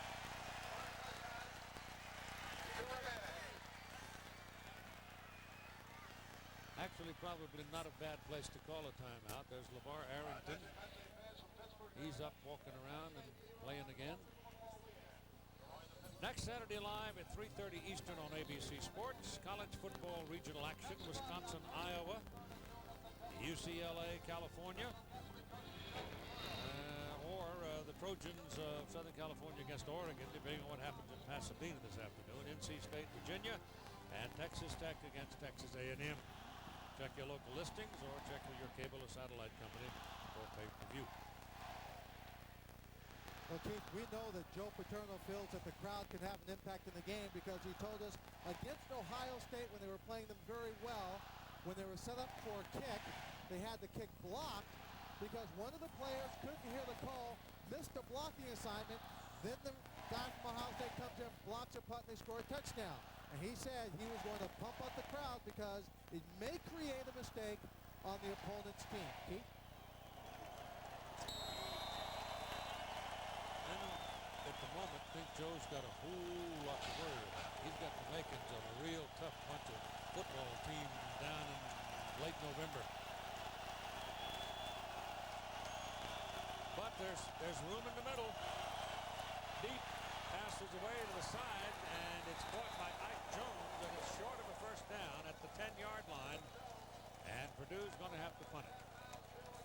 Courtney Brown is just having his way with the offensive line on the left side for Purdue. He just didn't have time to wait. Watch to the left side. Light is number 78. Courtney Brown is going to be pushed right back into him. You don't want to get sacked in the end zone, so he has to throw the ball, and he couldn't throw it to anybody. It was deep enough to pick up the first down. So Danny Rogers will have to punt it. He should hit it right around his goal line. Branch is waiting for it. Out near midfield, there's pressure. But the kick is away, and it's a good one. Runs Branch back to the 44. Almost. Just a half a step away, and he's gone. 46-yard punt and a 19-yard return, and the third quarter is over as Penn State continues to dominate. And we'll be back after this message and a word from our ABC station.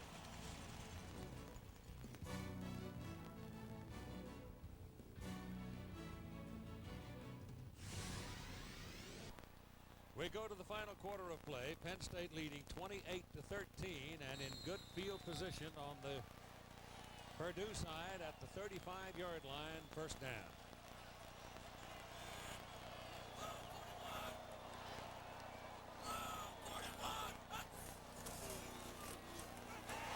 Pressure, they got him. Ball's loose. The referee standing back there saying he was moving his arm forward. It's an incomplete forward pass. That might get some brisk conversation from the Purdue side of the field.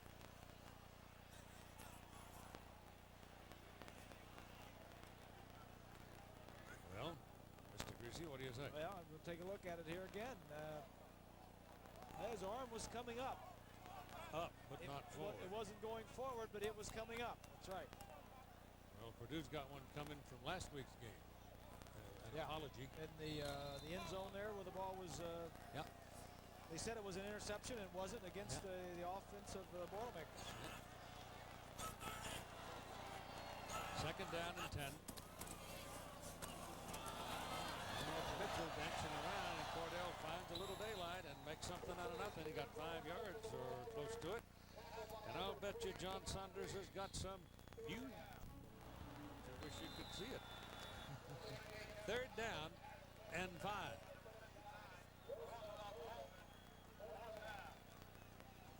Thompson and Colvin getting acquainted here on this play. Colvin coming around. He's been handled most of the day.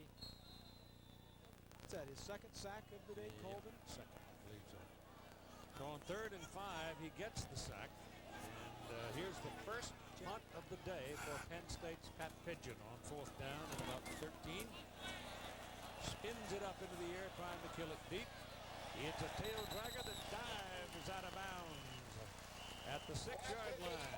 Went right for that marker like a rabbit looking for a touch. And so he puts it in the coffin corner, and the Boilermakers still have a problem.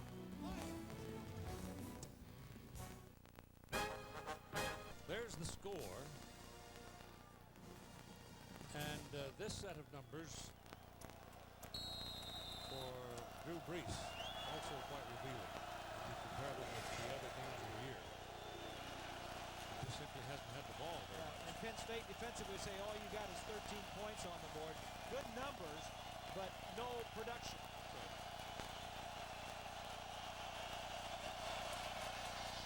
That's off the hands of it's an incomplete pass. Gabe Cox was the intended receiver to always throw low. So it's second down.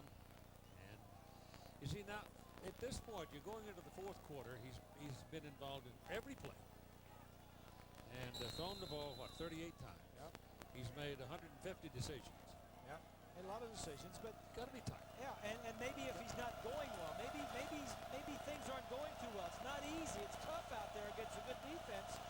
So maybe it's tough when it's a one-man game. Well, that's completed, and it's right on the first down marker to Ike Jones. Isaac Jones from Wallingford, Pennsylvania. So behind the quarterback, you get to look at what he sees, a little slant. Just throw it around the linebacker, number 31, Morrison. They will measure. This is where they are.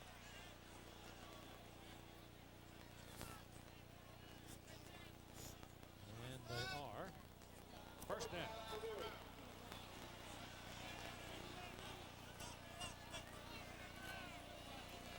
The Penn State schedule gets kind of interesting, too, as they turn now toward the second half of the season.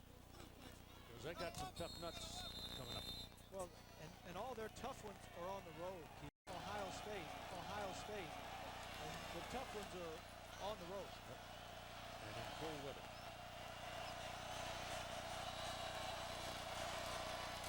Another play action. Scioli coming after him, trying to set up a screen. It's an incomplete forward pass. He was trying to get it to Jay Crabtree. Now here's a look at the remaining games on the Penn State schedule. They have Illinois here on the 31st, but then look at it. They go to Michigan, then they go to Wisconsin, and then they finish at Michigan State. I mean, November 28 up at East Lansing can be brisk at least. Didn't they play up there last year? And that's where they Michigan State ran all over the place with them? Yep. They're playing up there 2 years in a row? If that schedule's correct, yes.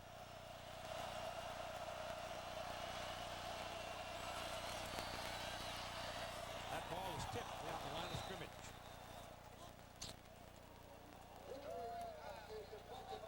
It's Courtney Brown who's got his hands up. Guess who's going to get my vote for the MVP? Watch the left side of your screen, number 86. The tackle tries to block him low, and then he grabs his leg. And Courtney still gets up and knocks the ball down. What a game he's having today. He doesn't say much. He's very quiet, very athletic, and really coming into his own. He had a dislocated thumb and a cast on his hand all of last year, but playing really well this year. Brees' pass is completed to Randall Lane, and that's good for a first down. Randall Lane from Chicago. He made the tough catch last week. He's making it again today, and he keeps the possession alive for the Boilermakers. Now watch the way Brees moves around in the pocket.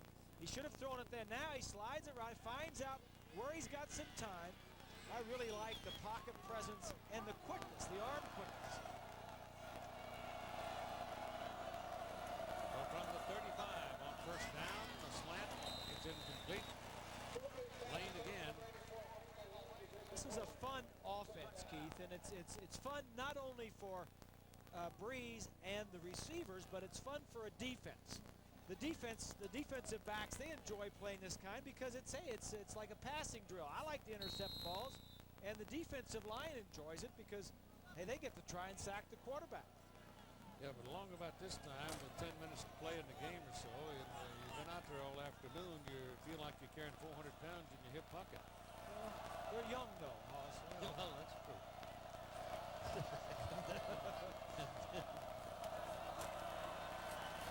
Little lob into the hands of Stratton.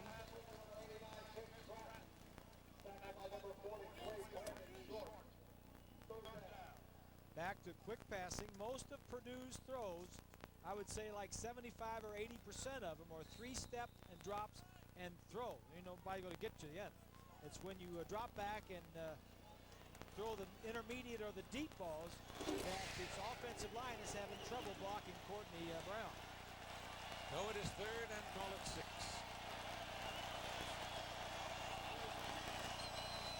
Here they come. He gets it away. It is intercepted by Macklin. David Macklin. He went to that well one time too many. And Macklin picks him off. Now, Macklin was actually sitting on his own on the outside. From behind, Macklin was sitting on the outside, and comes back in. I'm sure he didn't even see him. Breeze didn't even see Macklin.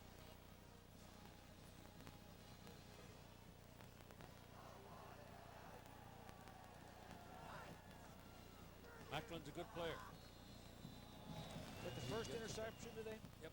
Yeah. First pickoff of the day. 8 of his 10 interceptions have come in the second half. Here's Penn State now with a chance to put it away pretty much. McCoo carries. We're inside 12 minutes to play in the ball game. The Nittany Lions leading 28-13. Well, you can make a case that because 8 of those 10 interceptions came in the second half that he's wearing down and tiring. But you could also make a case that they've lost 3 ball games and they're losing in this one. So when you in the second half, when you're trying to catch up, you're going to throw the ball more and you're going to take more chances also. And the boys on the other side are getting acquainted with your shenanigans. Is that you trying to say they know what you're doing, Hoss? Yes. McCoo. Can you imagine how much fun the pundits are going to have with McCoo's name as he goes along through his career? The next few years, yeah.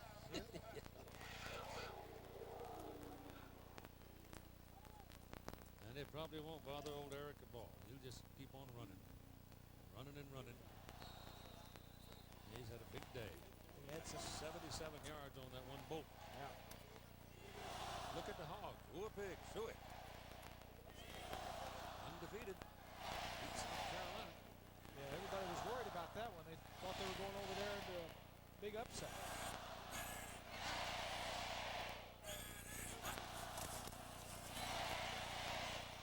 I bet old Frank Broad has remembered how to do the buck and wing. They're going so good. Well, Arkansas, Keith, had a lot of guys coming back and had a new coach, Houston Nutt, coming down from Boise State, and had their first 4 or 5 games at home. Had a lot of starters back, and it was just a good recipe for getting that thing turned around. And the cupboard wasn't bare either. Danny Ford left some players. The ball is on the 30-yard line where it is second down and just a little tad more than 10.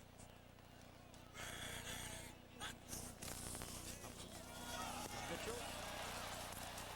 And they track him down after about a 5-yard pickup. Tomorrow night on ESPN, NFL Primetime Live. Kelly Hayes has come down from the mountain to go to New England. Joe Tiller, the Purdue coach, was with Drew Bledsoe for a while. Pass was laid right on the hands of Corey Jones. He's out of bounds at the 4-yard line.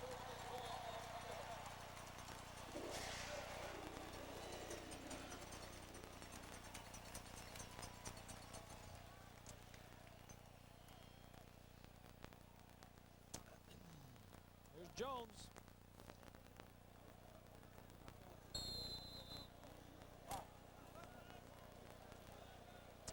Billy Gustin just shoved him out. So it is first down and goal for the Nittany Lions at the Purdue 4. And it's Aaron Harris right about the line of scrimmage. Boilermakers bowed their neck. David Nugent, number 82, is down at the bottom of that pile, along with number 40, who is that, 47? Willie Fells and Chris Serba, 47. Kevin Thompson's 14 of 20. He's getting, as Joe said, better every week. Growing and growing. Jones seems to be, you know, they lost Nastasi, as we said, and Corey Jones 2 catches for 68 yards, and Shafi Fields has caught a bunch too. Second down and goal. Lost a little bit on that last play. And Kevin Hobson keeps it. Throws to the end zone. Jump ball. Incomplete. Yeah, it was too slow developing. He had him, he didn't get the ball there quick. I was looking right down in the end zone, and the tight end was wide open. Just took too long to get him the ball. Right side of your screen. There he is in the end zone. It just takes too long and just too high. I mean, if he would have stopped, pull up, and threw it quicker, he had it. Yeah, O'Keefer was able to come back and battle with him. Now, O'Keefer's a defensive end. Yeah. A true defensive end. He's the only guy on that side, though, big enough to take on Concho. Yeah. Third down and goal. Look out. Passes away and sails over the head of everybody. Looping around is number 59, Roosevelt Colvin.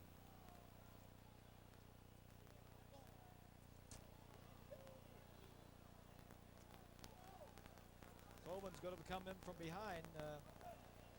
Colvin's one of the best pass rushers in the nation. Had 3 sacks last week against Wisconsin. We're seeing some pretty good defensive ends today. You know that? We sure have. 3 pretty good ones. Travis Forney is in for a 21-yard field goal try. Blocked to second. And it's put down at the 15. It's Henry Bell, we do believe, who came through, number 27, to get the block. And so the Nittany Lions are turned away, and the score remains 28-13 with 9:04 to play. So at 9:04, here we are, 28-13 in Purdue's ball at the 15-yard line. They need some magic quickly.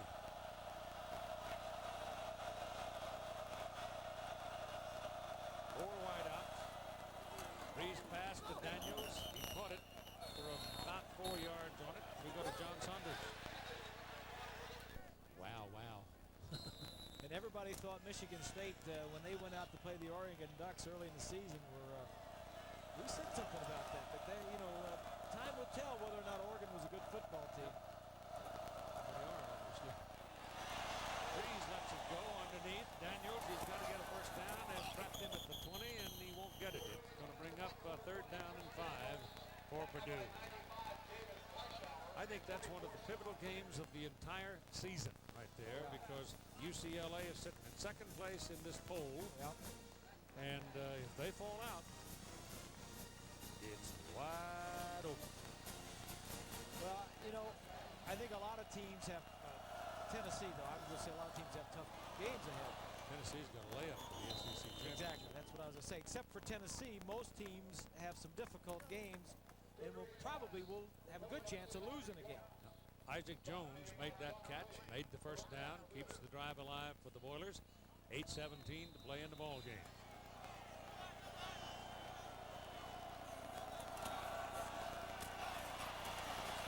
That pass is completed for about 9 yards. Purdue's had some games get away from them in the late going. And, you know, they've got to believe that sooner or later that rock might turn over in their favor. Yeah. So who knows? Just keep plunking along and see what happens. Notre Dame, they lost in the last minute of play.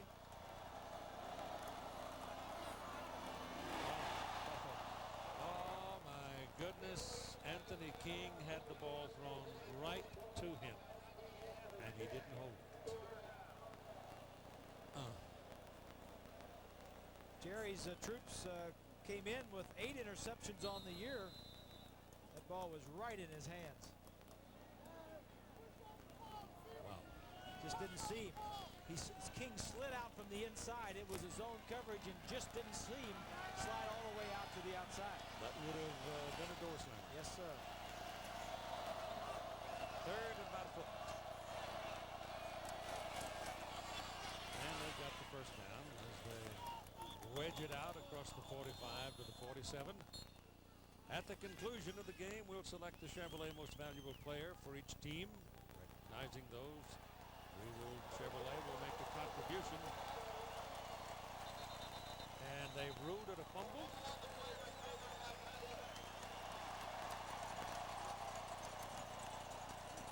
Boy, I never saw the ball come out. Aaron Starnes is down and hurt on the play for Purdue. And he's hurt. So who had the ball? Crabtree had it and was in the pile, and they wedged it out across the 45. And apparently in the melee, the ball came out, and underneath the pile, they discovered a Penn State man had it in his clutches. You see the ball come out, but it looks to me like the man is on the ground right there, right? Where's the ball? Well, I think he pulled it. Morrison, number 31, had yanked it. Now, and the ball didn't show up until after the guy, top of his body hit the ground. The question were his knees on the ground? Well, it doesn't matter if any part of the body's on the ground. Well, I understand that, but I'm saying by the time his back hit the ground, the ball was in the air. We couldn't see it. Penn State's ball, and it is the 4th possession starting inside Purdue territory, and they have failed to score on the previous 3. So the Lions have a great chance here to really put this game away. The Home Depot coaches fact, most wins for the current second-year coaches in Division 1A. You see Joe Tiller has 12. Bob Davie, Tommy Bowden, Gary Darnell, and Dana Dimmel all have 11. Interesting that Dimmel succeeded Tiller at Wyoming. Second down and 8. It's McCoo with a carry. And he stopped just short of the 40.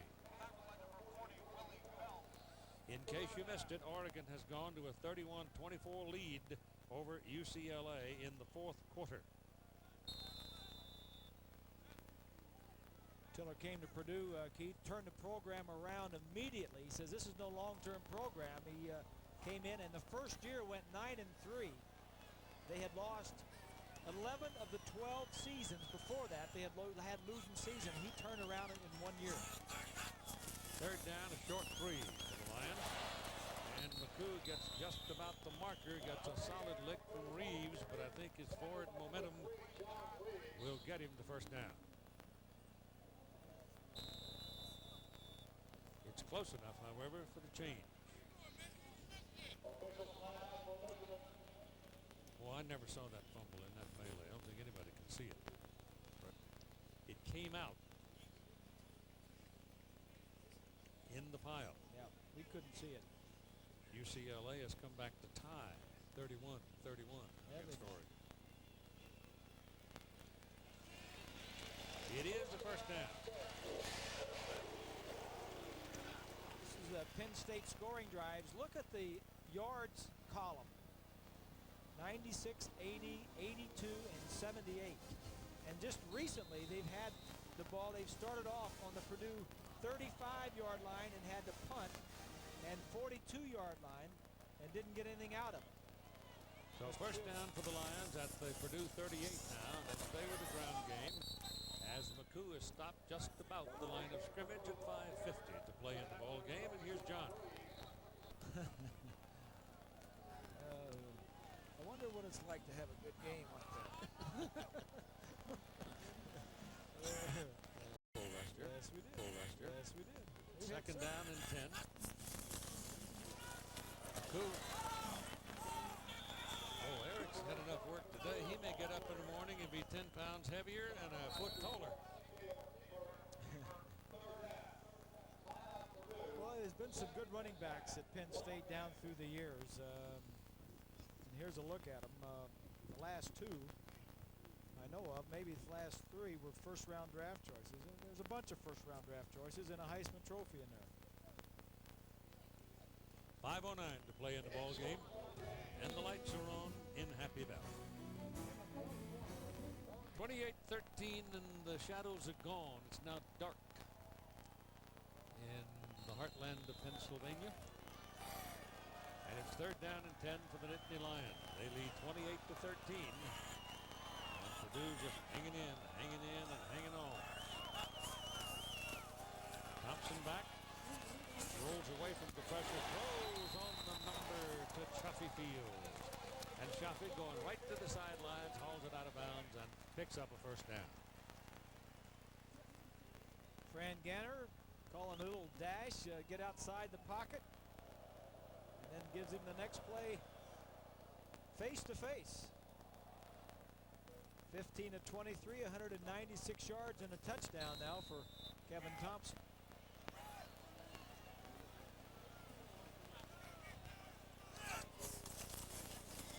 This is Mitchell. And that's a gain of about 4 yards. Talk about these assistants of Penn State. They've been around for a while. In fact, I think this staff has more years together than any staff around. Oh yeah, 140 years. Yeah. Sandusky is 31 years on this staff. Ganner has 28. Paterno is 49 years. All told, 33 is the head coach. That's the longest 5 yards in the history of mankind right there on second down. 6 at the finish. This is Mitchell again. Oh, good defense by Purdue as they just stunted and plugged the hole completely, and it's Roosevelt Colvin making the play.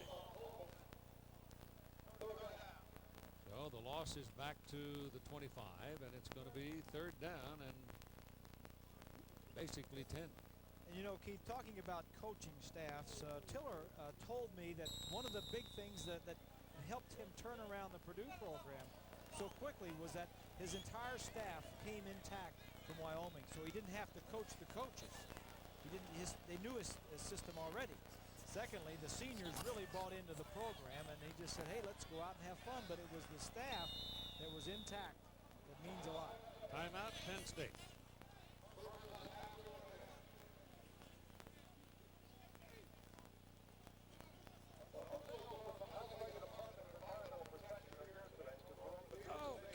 You know, you're always talking about Joe Paterno, and Sue came by to see us. Well, she had something she wanted to say to you. Hi, Keith. It's Sue. The entire Paterno family wishes you a very happy birthday and many, many more to come. You are the voice of college football, and we shall miss you and your horse. Do know, I now have a kitchen. How about that? Oh, my goodness. That's very, very nice. I did a lot of plugging for Sue to get that new kitchen. She finally got it. Yeah. Uh-huh. Yeah. That's great. Very nice. Great people. Boy, they're just terrific. When's your birthday, Horace? No, I'm not going to tell you. It's soon. But, you know, you're already shooting your golf score. You don't need to get another year older to shoot your age. Depends on the beholder. You ought to see it from here. Uh-huh. Hey, Keith, did I see a couple of rocking chairs behind Sue? Yeah, you did, as a matter of fact. Yeah, that kind of ticks me off about this. Turian and I'd get a rocker chair from Penn State University. You don't need it. You don't need it, Keith. Hey, Len, he's getting rocking chairs. He's getting helmets. He's getting jogging suits. He's getting all this stuff. What do we get? What I need is a new mule. Third down and close to 10 and pressure, and they got it. No, they didn't get it. Little shovel pass. Got rid of it just in time, but they got him by the coattail as he went by, and he shoveled it away. So it's very good thinking on the part of Thompson, and here comes number 14 again. Now, Forney has had 2 field goals blocked today. That might send him home in a state of shock. I'll guarantee you one thing, he's looking at a little extra. The kicking team's looking at some extra work come Monday. This is a 42-yarder.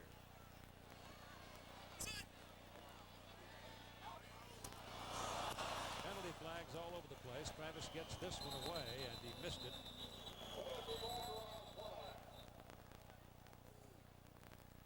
So he had 4 field goals last week against Minnesota, and today has been a grim one. And it's offside against Purdue. Grace, the Boilermakers are snake bit. They had very few calls tumble their way so far. A lot of penalty flags. Our crowd today is 97,034. It's the 5th largest crowd at Beaver Stadium. Are they going to expand this one again, too? It seems like everywhere we go, they're going to expand the stadium. And as long as the elevators keep working. Hey, Keith. Yeah. $84 million for a new expansion and renovating the stadium, but one thing is missing. None of that money actually goes to a new football field. Don't need one, do they? Yes. Oh, I thought it was pretty good. Walking on the carpet. After the penalty, Forney nails it. 37 yards, it's good. And it becomes a 31-13 ball game.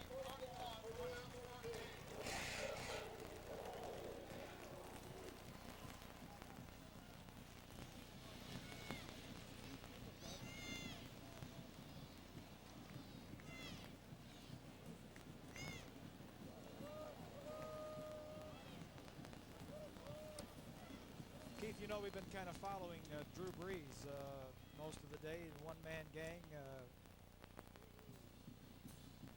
He's had a up and down day, but you know when you have to pull the wagons by yourself, it's you don't have any running game. You know it's tough. It's always tough. Well, he's up to 49 attempts in the ball game, and that's a lot in a normal circumstance. But it's obviously far less than what he had last week of 83. What's the greatest number of passes you ever threw in a game? Remember? In a college game? No, in any game. Probably 45 or 50. That was, you know, and that's always when you're losing because you're trying to catch up. What does it do to your arm? I mean, that's not a piece of paper you throw. It's got some weight in it. Oh, I think at that age, I mean, when you get up in your 30s, late 30s, I think you feel it. But I think when you're young like that, you can do that. Randall Lane bounces, and then the ball comes out. And Purdue recovers it and will retain possession. So at 3:05, 31-13 Penn State. 2 minutes, 1 timeout. Twins right, 16. Protect the ball. Yep. You got to have one of your fingers over the one point of the ball and the other point of the ball tucked in between your arm and your body. And keep your arm in tight to protect the football. When I get home, I'll call you and tell you when my birthday is. I know when the birthday is.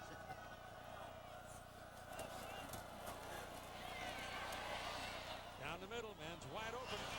It's Gabe Cox. And they finally lasso him up to the 45-yard line. Keith and Bob, you're talking about Drew Brees' arm and what it does to him. I caught a couple of passes from him during pregame warm-up, and he's got a great motion. Even when he's throwing easy, that ball has a lot of velocity on it. So when he's throwing downfield, he really doesn't have to put a whole lot of himself into it. He's just got a great motion. Almost a natural thing. That pass is completed to Jake Crabtree, and Crabtree is going to hit the chalk at about the 47-yard line. Swanee, you know who was out here taking snaps yesterday, don't you? No. The Hall of Famer. He was taking snaps. That was over. You were over there, Swanee. We were over at the Penn State practice, and Jerry Sandusky needed somebody to come in and take some snaps against his defense. I missed it, Bob. Bob, I happened to miss it. I was at practice. I know you came out, but I mean, what was it? Purdue's out here playing, and you wanted to put that golden helmet on again? Well, first thing I wanted to do was count his fingers. He was all right. Oh, you guys. Everybody wants to take a shot. Well, Bob, I don't mean to bring this up, but you know, the kind of football they're playing now, I guess it does have its basis on the team that played back in the mid-'60s. You know, it's moving very fast. They've got something called basketball on the grass or something, Bob? Just don't be trying to get too cute down there. Please, can't get rid of it. Well, Bob, take a look at this. Yeah, see, I knew you were getting something. Is that you playing basketball? Huh?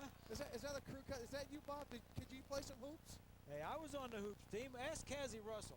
Oh, so that's why they called it basketball on the grass. Yeah. All I want to know is, could you dunk it, Bob? Could you get up? Could you sky? I could get up, but I I can't do it like they used to. You know what? He might have been a better shortstop than all that other stuff. Hey, you guys, what did I do to deserve all this? Leave me alone here. I played basketball here. All right. We read the Purdue book, and you're all over it. Yeah. As you should be. All right, Breeze takes off and gets his first down. And he'll move the ball down to about the 37-yard line of Penn State. Time now, of course, is the ally of the Nittany Lions. Only 2:08 remaining to play. The basketball season got started last night. Both, I guess, Gene Katie back at Purdue and everybody had the Midnight Madness, all the excitement. Start the practice. Basketball's around the corner.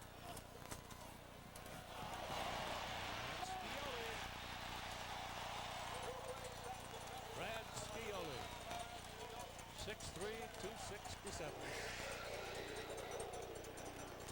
Timeout, Purdue. That is the 6th sack by Penn State and the 2nd by Scioli. They had 7 sacks last week. And the defensive ends have 5 of those sacks, Keith. So that's where their sacks are coming from. Time permitting, we invite you to stay tuned for the Thrifty Car Rental postgame report featuring scores and highlights.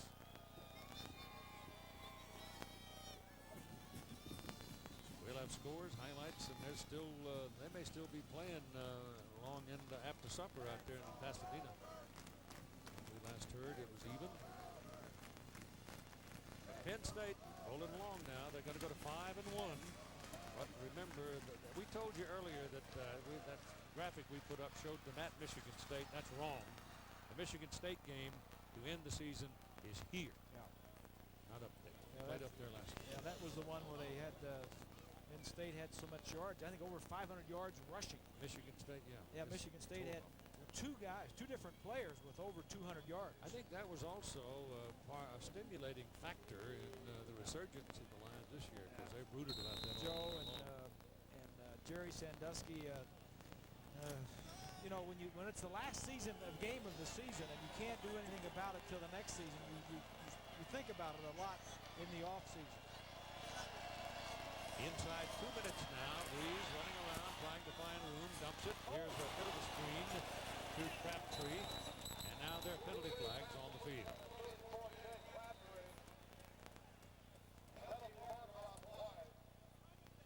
And the folks now are starting to pick up their cushions and head for the homecoming parties that are rife about the landscape tonight. It's against Purdue. Illegal push in the back. Tomorrow live at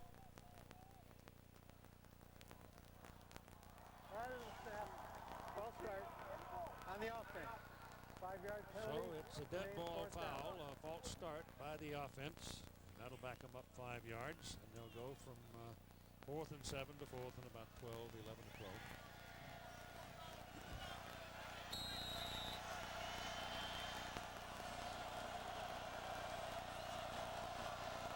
Clock running.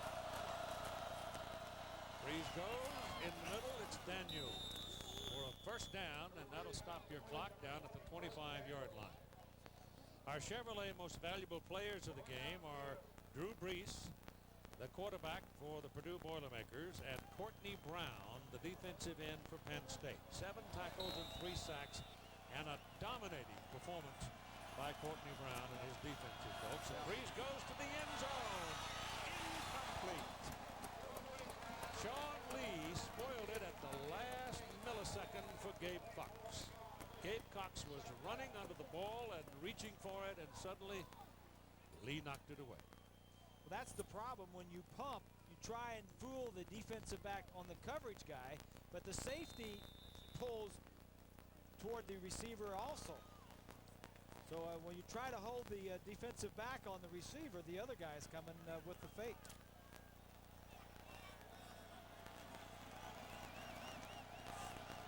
This may be the last play of the ball game.